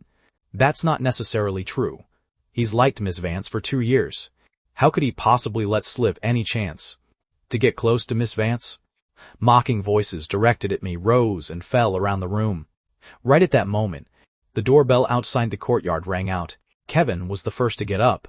It must be Miss Vance. I'll go get the door. Kevin proactively went to open the door, but the exact moment he swung it open, he laid eyes on a remarkably handsome guy with an outstanding aura. Kevin froze. Who are you? I'm Ethan. Ethan? Hearing the name, Tyler walked over. Kevin, what's taking you so long? He claimed Kevin was his best friend, but he was also terrified that his friend would steal his girl. But when Tyler walked over, he raised his eyes and caught sight of my handsome face. Instantly, he froze in his tracks, failing to recognize who the person in front of him was for a moment. I took the initiative to speak. Tyler, you forgot about me so quickly? Looking at me in front of him, the smile on Tyler's face instantly stiffened. I glanced inside. What? Am I not welcome to come in? Seeing that neither Tyler nor Kevin said a word, I simply took it upon myself to push my suitcase and walk right in. By the time Tyler and Kevin snapped back to their senses, I had already walked into the living room. The girls in the class were still chatting and laughing just now, but the moment they raised their heads, they saw a handsome guy pushing a suitcase into the room. A few of the girls almost stared open-mouthed. When on earth did their class get such a good-looking guy? Tyler came running in right behind me. "Ethan, you," hearing Tyler call the handsome guy in front of them. "Ethan," someone asked in utter astonishment. "You're saying this is Ethan? What kind of joke is this? How could he possibly be Ethan?" The classmates originally didn't believe it at all, but after carefully scrutinizing my face, they found that my facial features still faintly resembled my old self. "Ethan, it really is Ethan." Seeing my successful weight loss, stunned and amazed expressions surfaced on everyone's faces one by one. In the entire room, only Tyler's expression looked awful.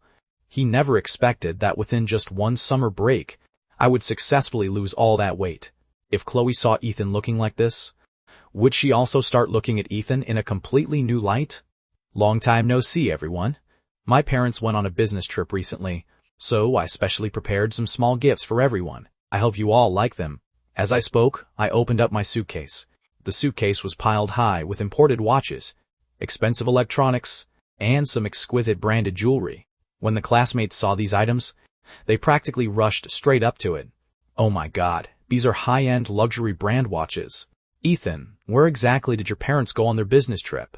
Isn't this bracelet a limited edition? I heard it's incredibly expensive, and this gaming console costs several $1,000s.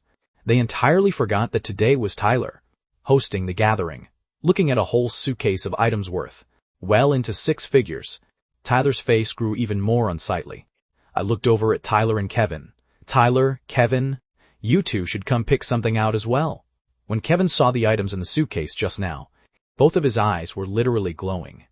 But very quickly he remembered that Tyler had previously said, "My dad was nothing more than a driver, and my family didn't have much money at all.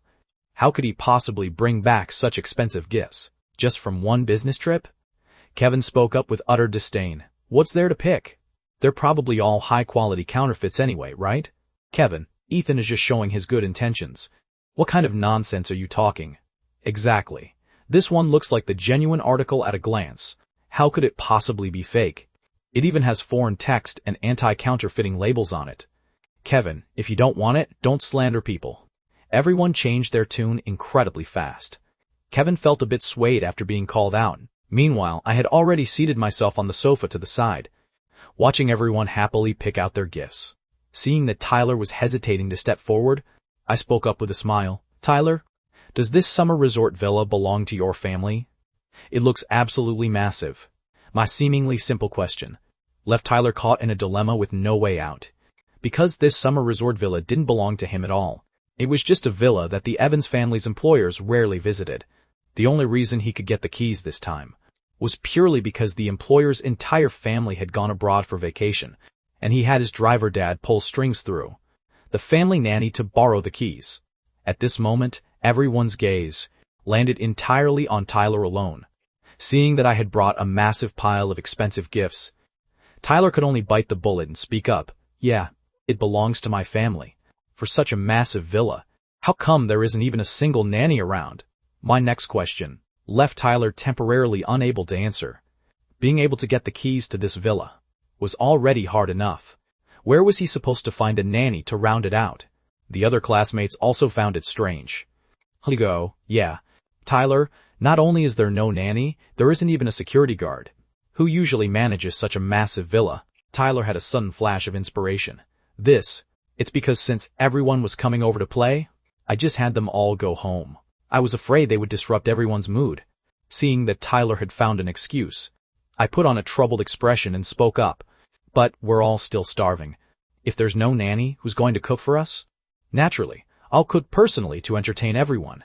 Tyler was still quite confident in his own culinary skills. Seeing that everyone had no objections, I continued with a smile. "Tyler cooking personally? That's absolutely wonderful. I heard that for a massive enterprise family like the Evans family, they eat sea cucumber and abalone every single day, plus imported Wagyu beef and foie gras.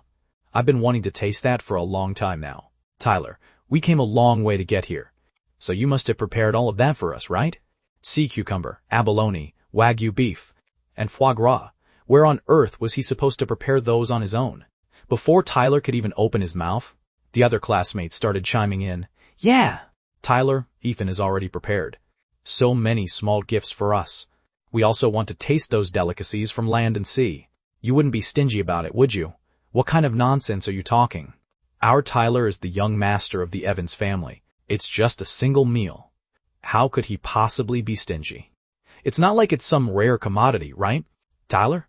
Hearing this, Tyler's face drained of color. This time, he had only prepared some skewers, thinking of using a charcoal grill outdoors in the evening.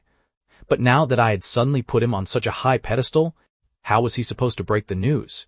Seeing that Tyler remained silent, I simply stood right up. Tyler must have prepared it for us. Let me go take a look at what good things are ready in the kitchen. As I spoke, I started walking toward the kitchen. Seeing this, Tyler immediately blocked my path. He twitched the corners of his mouth. Everyone came a long way, so of course I have it prepared. However, the ingredients are still on the way. Since we're going to eat, we should naturally eat the absolute freshest, right? The surrounding classmates, seeing that there really was a feast, nodded their heads one after another. I, however, raised my eyebrows. Where would fresh seafood come from deep in the mountains? Tyler clearly hadn't prepared a thing. I wanted to see exactly how Tyler was going to clean up the mess in a bit. Taking advantage of the moment when everyone wasn't paying attention, Tyler walked outside into the courtyard and quickly dialed Chloe's phone number. On the other end of the line, Chloe's tone sounded a bit annoyed. What is it, Chloe?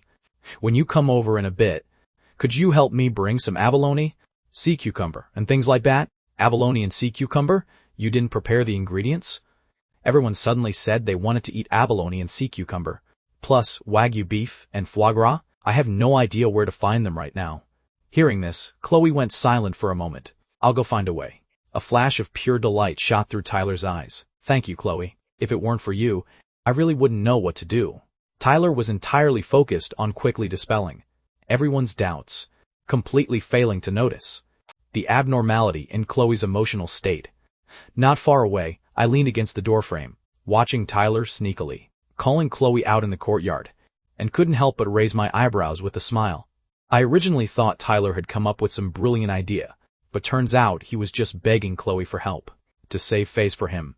If it were in the past, Chloe could have solved these problems for Tyler with a simple wave of her hand, but things were different now. With the Wright family withdrawing their investments, the Vance family was in a precarious situation. The Vance family no longer had that much money to support Chloe and pamper Tyler. Right at this time, my phone rang. Seeing the caller ID, I slightly hooked up the corners of my lips. I didn't expect that even God was helping me. I tapped to answer the phone. Ethan. Are you free today? Auntie Vance, is there something you need me for? Auntie really misses you. Today, Auntie wants to treat you to a meal. Do you think you could come over to our house for a bit? Listening to Mrs. Vance's tone, I immediately knew what her little scheme was. I glanced at Tyler, who was still out in the courtyard waiting for Chloe. Is Chloe around too? Of course she's here. Chloe misses you a lot too. She felt terrible about offending you before. So today, Auntie is having her apologize to you properly. Oh, I see. Sure, then I'll see you in a bit.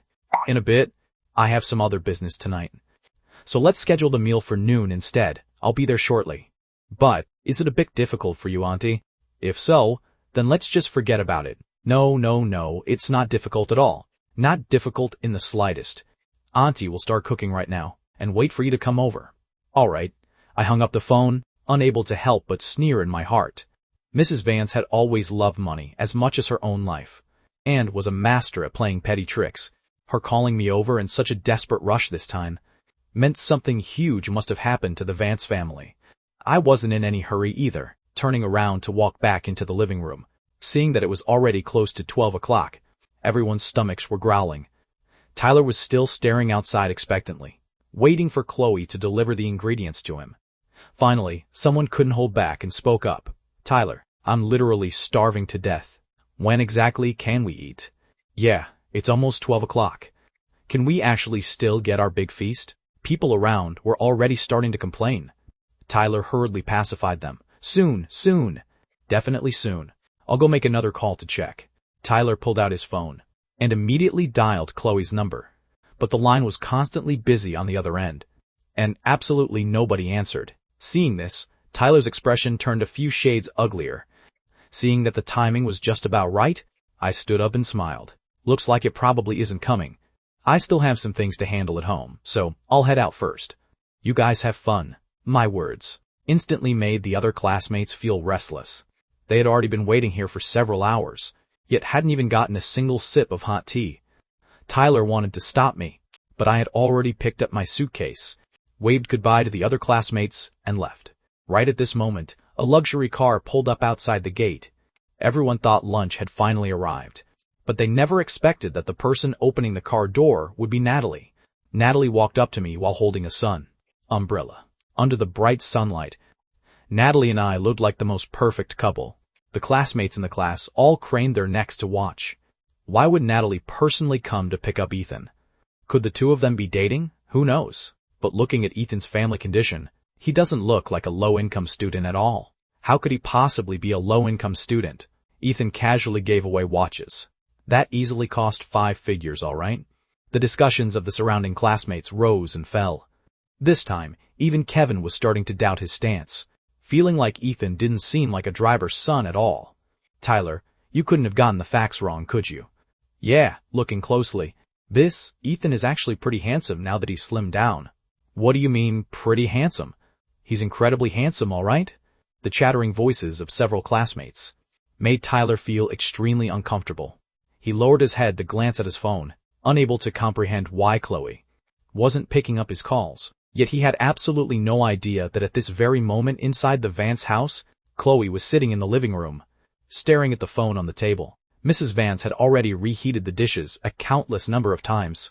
She spoke with a cold face. When Ethan comes over in a bit, you better fix that attitude of yours. Mom, I don't like Ethan. I have a boyfriend. What boyfriend? Let me tell you, Chloe Vance. Only Ethan is worthy of being the son-in-law of our Vance family. Mrs. Brides. Vance snatched the phone right off the table from Chloe, then glanced at the lobsters, abalones, and sea cucumber she had secretly tried to filch from the household, and spoke coldly. You better break up with that little boyfriend of yours as fast as possible. Stealing things from the household with you at such a young age. What kind of decent person could he be? Hearing this, Chloe's face turned sullen. Mom, Tyler is a good boy. I won't allow you to speak about him like that. What good boy? He's just targeting our family's wealth, wanting to climb the social ladder. I've seen plenty of men like him. Only a fool like you would fall for that kind of person. Our family is already at a complete dead end now. With the right family pulling out their capital, your dad's businesses won't be able to hold out much longer. If you still want to be the eldest young lady of the Vance family, then go please Ethan properly. Marrying him early is the only right path. Just as Mrs. Vance was lecturing Chloe, a knock sounded from outside the door. Mrs. Vance hurriedly adjusted her posture, put on a beaming smile, and walked to the front door. But who could have guessed that upon opening the door, the person she saw wasn't me, but rather my father's personal secretary. Are you Mrs. Vance? I'm terribly sorry. Our eldest young master has a sudden matter to handle and can't make it, so he specially sent me over to give you word. What do you mean he can't make it? Hearing that I wasn't coming, Chloe's fury was instantly ignited. We've been waiting at home for several hours, and the dishes have been reheated 3 times. It's way past the agreed time, yet Ethan only sent over a secretary to say he can't make it? This is clearly a deliberate attempt to play us for fools. Chloe stood up and stormed straight out of the Vance house. Chloe Vance, where do you think you're going? Get back here right now. Chloe didn't pay any attention to Mrs. Vance, getting straight into her car instead. She slammed the gas pedal all the way down and drove straight toward the right house. At this exact moment, Natalie and I were having lunch at home, when Chloe's shouting echoed from outside the door. Ethan, open the door for me. Since my parents had both gone to work, only Natalie and I were at home. I walked over to the window and glanced at Chloe, who was outside the Wright family villa, screaming in a furious rage. I couldn't help but raise my eyebrows with a smile. I remembered vividly that in my past life, when the Vance family held power, the Wright family was the very first target they squeezed out, causing the Wright family's business to plummet drastically. Back then, my parents wanted to secure a meeting with Chloe, only to be locked outside her door. Now, she was finally experiencing a taste of the exact same disregard and humiliation my parents suffered in my past life. Ethan, I know you're inside. Open the door for me right now. Chloe was shaking with rage. Meanwhile, inside the living room, Natalie had already walked over to the landline phone, dialing the Wright family security guards with a single button.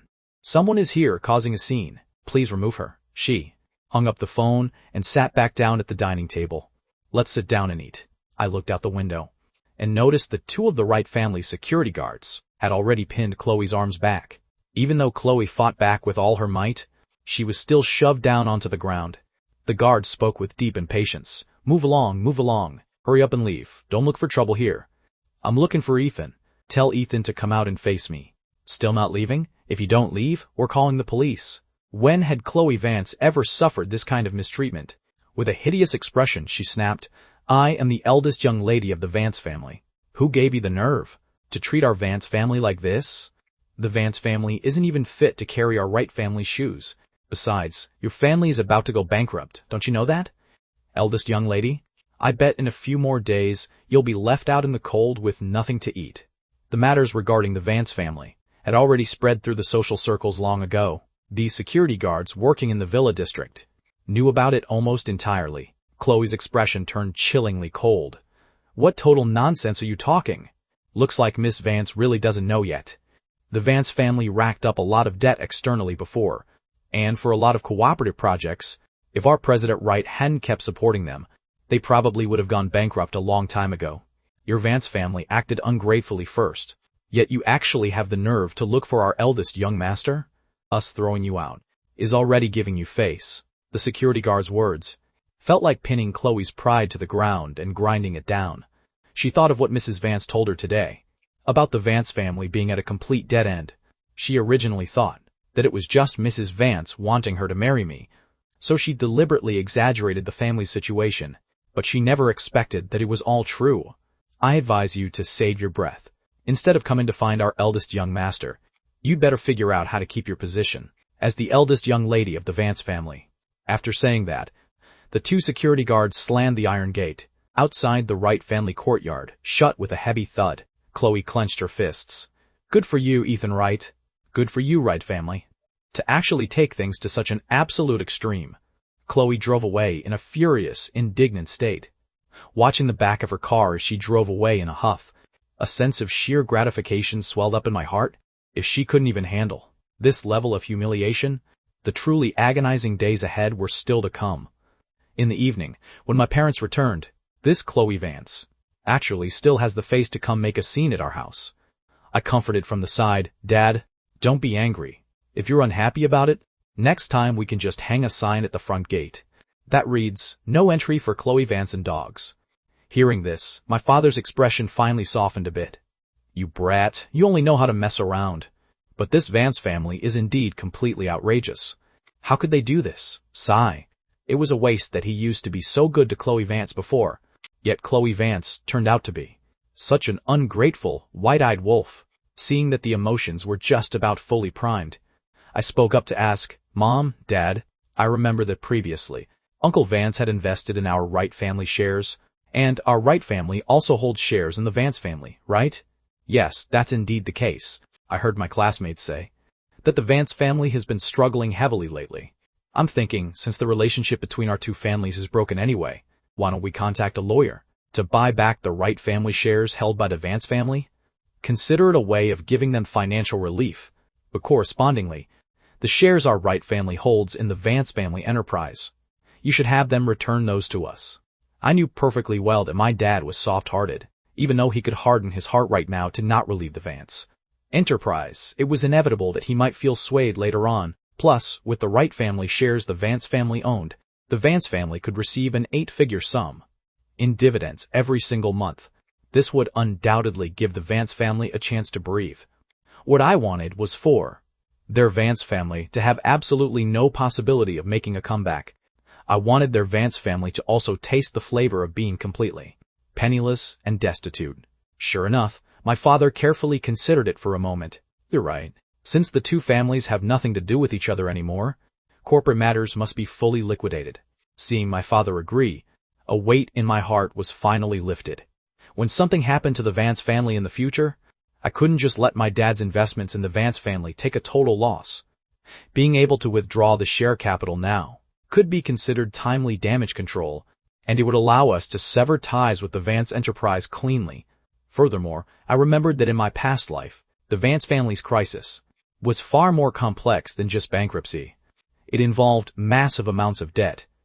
It was only because I had already married Chloe Vance at that time, and the Wright and Vance families held mutual shares, that the Wright family had to bleed heavily to help the Vance family weather the storm. In this lifetime, Chloe Vance could only rely on herself.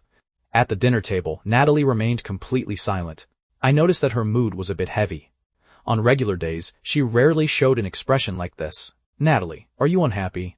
You care a lot about the Vance family. Care about the Vance family? In a certain sense, I actually do care quite a bit. However, what I care about is when the Vance family goes bankrupt, and when Chloe Vance suffers a total defeat. It was just that I couldn't voice my inner thoughts out loud. I looked at her in confusion. Why do you suddenly say that? Are you caring about the Vance family? Or are you caring about Chloe Vance? Looking at Natalie's serious expression, I suddenly burst out laughing. I don't care about the Vance family, and I don't care about Chloe Vance either. What I care about is that our Wright family doesn't get dragged down, and won't get scammed out of money. Rest assured. I know the Vance family treated you poorly in the past, so it's even more impossible for me to pity them. Natalie, I am always standing on your side. Hearing my words, Natalie froze. It took quite a while before she snapped back to her senses. You're always standing on my side? Yeah. Then what about Chloe Vance? What does she have to do with me? You used to like her a lot. Like you said, that was before.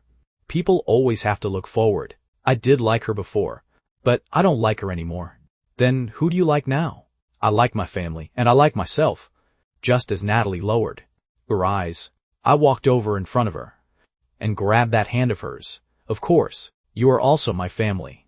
With that single sentence, Natalie suddenly felt her heart skip a beat. Family, but she didn't want to be just his family. At the same time, inside the summer resort villa, Tyler was cleaning up the mess all by himself. Not only had all the classmates left in the afternoon, but because Chloe stood him up, it left him with absolutely no face in front of everyone. Even Kevin made an excuse to leave in the evening.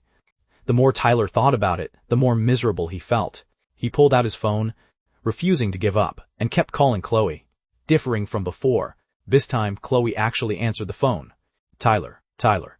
Didn't catch the exhaustion in Chloe's tone, but instead spoke up angrily. Chloe Vance, you didn't answer my calls the entire day.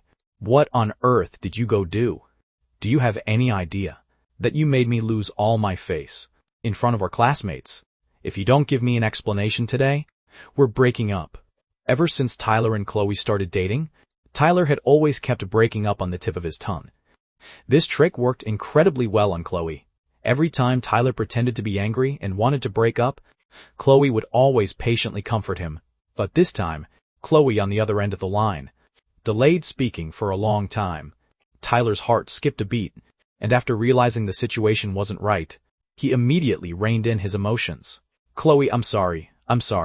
I was just too angry. I didn't really mean to break up with you. Are you all right? The other side remained silent for a good while. Before Chloe's exhausted voice finally came through, Tyler, let's just take a few days to cool off. On the other end of the line, Chloe hung up the phone. This caused Tyler's expression to instantly turn incredibly hideous. It had only been a single day. What on earth happened? The next day, the news of Chloe and Tyler having a fight was already known to the entire class, because Chloe, who always showed off her love in a high-profile manner, had actually changed her matching couple profile picture with Tyler last night. Not only that, everyone connected it to the incident of Chloe standing Tyler up yesterday, and that was spread out as well. Tyler, who used to be very active in the class group chat, didn't say a single word for the entire day. I wasn't surprised by this kind of outcome at all. And right now, for me, studying was far more important than enjoying the drama. In the evening, my father returned home with a face full of sorrow, and my mother looked deeply worried. Did things not go smoothly at the company today? Why do you have such a long face? Today, the Vance family came to the door again wanting to see me, but I turned them away. Regarding buying back and returning the shares that Ethan mentioned last night, I still don't know how to bring it up with them. After all, it has been over 10 years of friendship. In my past life, Mrs. Vance understood this soft-hearted trait of my dad perfectly, which was why she turned to the Wright family for help time and time again. In the end, if our Wright family didn't help, we would instead end up with a reputation of being cold-hearted, ungrateful, and worse than a beast. At this moment, I took the initiative to speak. Dad, How about letting me and the lawyer go discuss this matter? What does a kid like you know about returning and buying back shares? Dad, I'm already 17 years old, so I'm not that small anymore.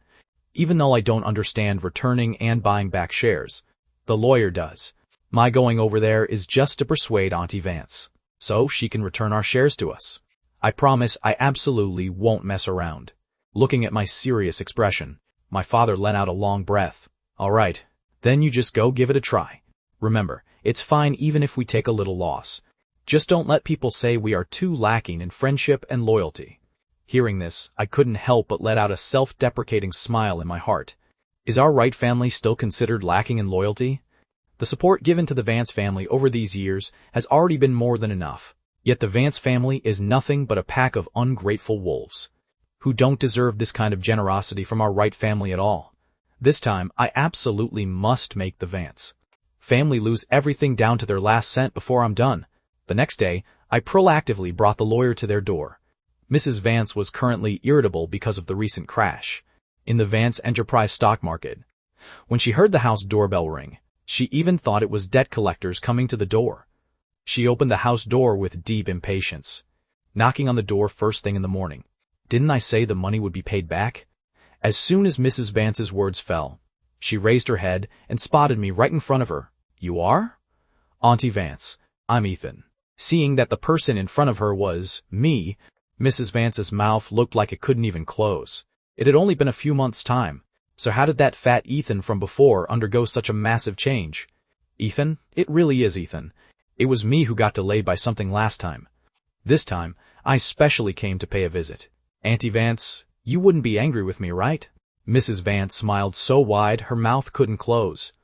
How could Auntie ever be angry with you? Quickly, come inside. Ethan, you really are becoming handsomer and handsomer. Auntie almost didn't recognize you. As she spoke, Mrs. Vance warmly led me inside.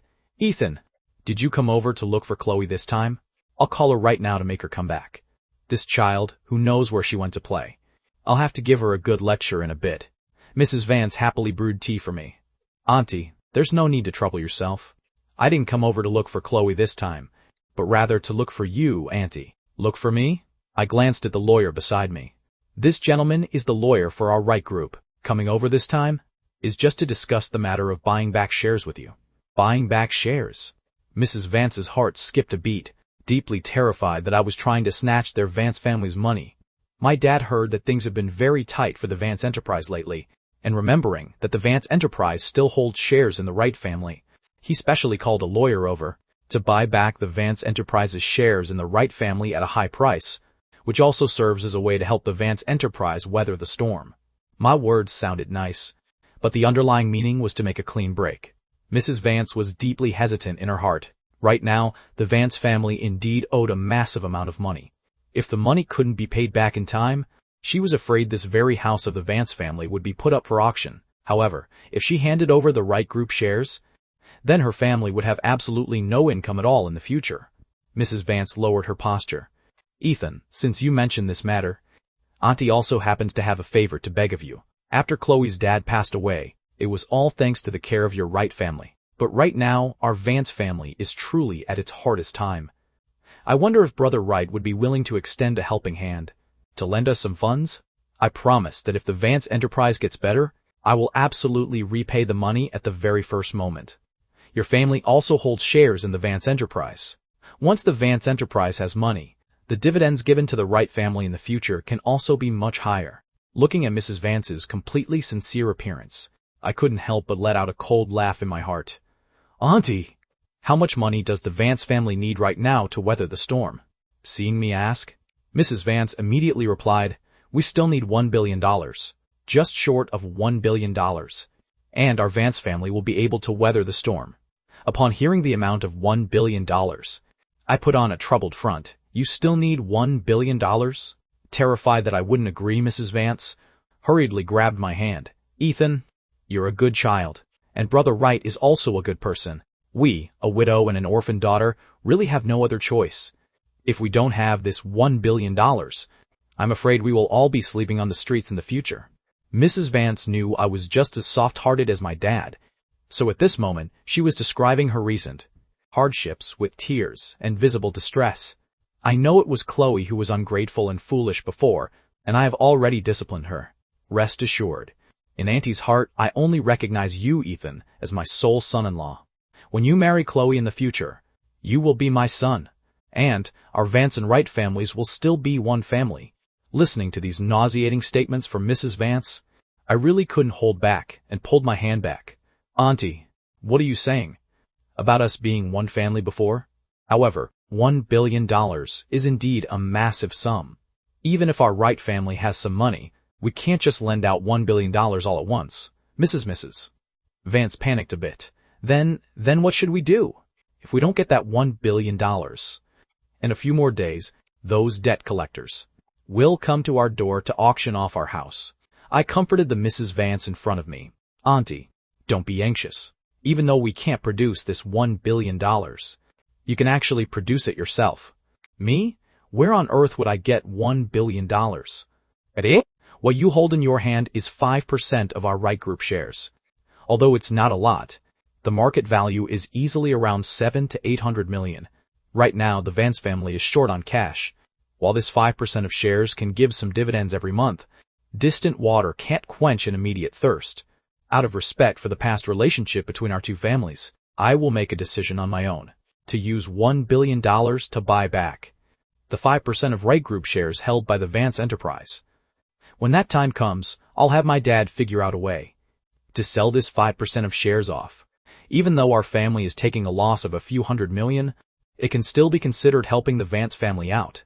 Following my explanation of the matter, Mrs. Vance was suddenly a bit swayed. This was getting an extra $200 to $300 million for absolutely no rhyme or reason. This kind of good deal probably couldn't be found anywhere else out there. But would Brother Wright be able to agree to this? My dad is the most soft-hearted.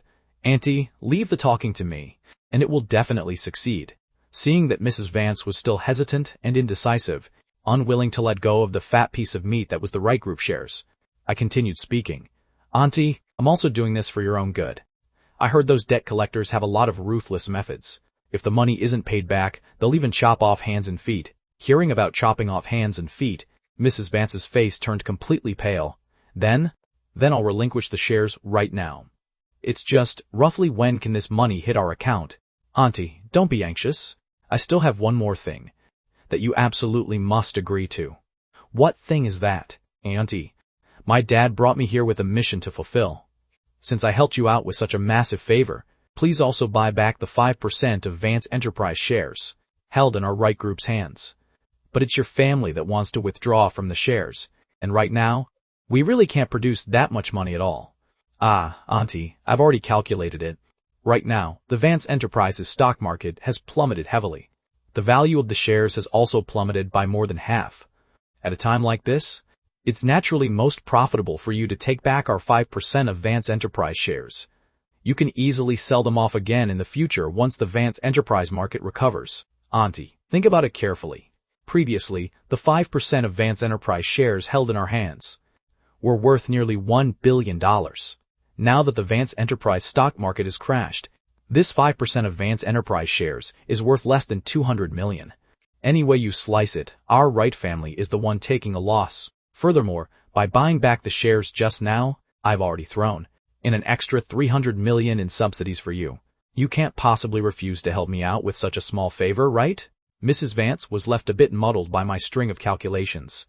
Although she was a shrewd person, she was far too inexperienced when it came to managing a company, which was why she was easily led by the nose by me. And that's true. I must help with this favor. Otherwise, it would be far too heartless. If it were about relinquishing the Wright Group shares, Mrs. Vance would have felt a bit hesitant, but regarding buying back their own Vance Enterprise shares from the Wright family, Mrs. Vance couldn't have wished for anything more. After all, these shares could still be flipped and sold out again in the future for a sum of cash. And they wouldn't have to pay dividends to the Wright family every month anymore either. Mrs. Vance patted my hand. I'll go get my personal seal right now, along with the original share agreement. Good child. Wait here for me a moment. I nodded with a smile. The exact second after Mrs. Vance left, the smile vanished from my face. I took a sip of my tea in an unhurried manner. Mr. Wright, the lawyer was just about to open his mouth to ask, but he was instantly cut off by my sharp gaze. Only then did the lawyer not dare to continue speaking. Very quickly, Mrs. Vance came running out of the bedroom. The contract was quickly finalized, and once I got hold of the original share agreement between the Wright and Vance families, a smile finally spread across my face. With this, our Wright family finally has absolutely no entanglement with the Vance family anymore. Ethan, about this money, don't worry, Auntie. The money will hit your account very soon. However, we need to agree on something beforehand. Since the Vance family is currently in a difficult situation, I figure that the $200 million to be returned to our Wright group might be a bit hard for the Vance family to produce all at once. Hearing this, Mrs. Vance also nodded her head in deep agreement. So, I've thought of two options. The first option is to deduct it directly from the $1 billion we are returning to the Vance family. The second option is that the Vance family can owe this $200 million for now. I'll have the lawyer draw up a contract, and we can just use any equivalent value assets from the Vance enterprise as collateral. Collateral it is then. Mrs. Vance chose the second option, almost without a shred of hesitation. This played directly into my hands. Excellent. I looked at the lawyer holding the laptop behind me. Have you drafted the contract according to what we just agreed on? It's already drafted. The lawyer placed the contract he had just typed up on the laptop, right in front of Mrs. Vance and me. Print it out. If Auntie Vance sees no issues with it, we can sign it today. That way, we can also transfer the funds to the Vance family as quickly as possible. Hearing this, Mrs. Vance nodded repeatedly. She originally didn't know how to read a contract anyway, but as long as she knew that the terms on the contract were beneficial to their Vance family, that was enough. I sipped my tea unhurriedly from the side. Seeing that Mrs. Vance had carefully looked it over, affixed her seal, and signed her name, a satisfied smile finally surfaced on my face. Auntie Vance, I see that for this collateral, let's just use the Vance family's 5 properties in the city center and 3 cars. However, it feels like it's still falling a bit short. This makes things a little difficult. Seeing me look troubled, Mrs. Vance was terrified that I would back out of the deal. She spoke up, I still have a stash of jewelry at the bottom of my trunk, all of which are worth a fortune. At the very least, it's easily worth $20 million. Wait here, I'll go fetch them for you. Hearing this, I nodded. If that's the case, it should be just about enough. Mr. Wang, please make a record of this.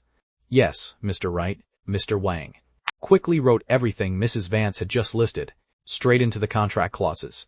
Watching Mrs. Vance sign and seal it, I stood up. Once the official corporate seal is affixed later, we will immediately wire the funds to the Vance Enterprises account. Auntie, I'll be taking my leave then. Leaving already? Won't you stay to have dinner after Chloe gets back? No, thank you, Auntie Vance. After saying that, I left the Vance family villa along with Mr. Wang. I was afraid that if I stayed in that villa for one more second, I would burst out laughing. Mr. Wright, is it really appropriate to do this? What's inappropriate about it? Over such a long period of time, how much money have we funneled into their Vance family? It's time for their Vance family to pay it back. My expression was entirely indifferent. In short, I will never let our Wright family do a losing business deal again. And I will definitely not let the Vance family take advantage of our Wright family for nothing anymore. When I returned in the evening, my father was still worried that the matter hadn't progressed smoothly, especially after seeing Mr. Wang's hesitant expression. My father let out a long sigh. Just say it. How much money did we lose? Give me a ballpark figure so I can prepare myself. We made $700 million. Made? And $700 million at that? Mr. Wang handed the agreement signed with Mrs. Vance today, right in front of my father. My father opened the contract, half believing and half doubting. Let me see exactly how you managed to make $700 million. My father originally hadn't taken it seriously, but after opening the contract, the more he read, the more amiss it felt. In the end, he straight up put on his reading glasses, a face full of pure astonishment. These were all signed and sealed by her under your guidance? Yeah, she only wanted $1 billion to make a clean break with us. Not only did she relinquish our Wright family shares, but she also put up their houses and cars as collateral to us. Dad, it's written right there in black and white on the contract. Could I possibly lie to you? My father couldn't believe it.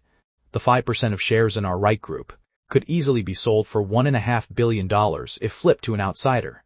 Yet the Vance family not only asked for a mere $1 billion to return the shares, but they also put up so much collateral.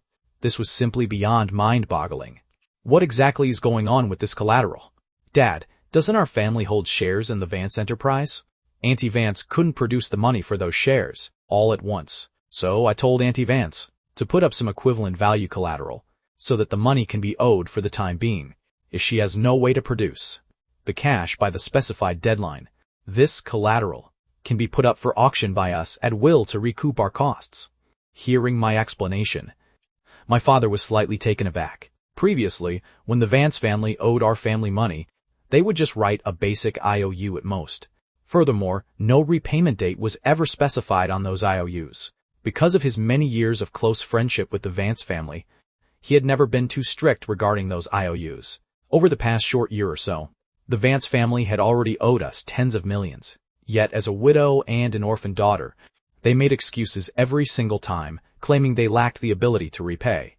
My father never expected that this time I would actually be able to convince Mrs. Vance to sign a collateral contract. Sitting nearby, my mother spoke up. But the Vance Enterprise stock market has plummeted heavily right now, so that 5% of shares isn't worth that much money anymore. How could she possibly sign over so much collateral? Mom, the Vance family was a prominent household before, after all, and Auntie Vance doesn't understand financial economics very well either, so she naturally had no idea about the actual state of the stock market. I just inflated the status of the Vance family with a few praiseful words, and Auntie Vance readily agreed. But won't this be a bit inappropriate? What's inappropriate about it? The Vance family has owed us a massive amount of money over this past year, and neither the mother nor the daughter had any intention of paying it back. Auntie Vance even showed me her collection of jewelry. Those alone easily cost tens of millions. Evidently, it's not that they don't have the money to repay, but rather that they just don't want to repay. Besides, everyone knows by now that the Vance family is drowning in debt. Our willingness to shell out money to help them clear their debts means we have already done everything required by honor and duty. I looked at the parents in front of me and spoke with a serious tone. Mom, Dad, we must show friendship and loyalty when doing business, but if the other party doesn't appreciate it at all, then we don't need to be too soft-hearted. I will never forget how the Vance family treated their Wright family in my past life. In this lifetime, I am merely giving them a taste of their own medicine.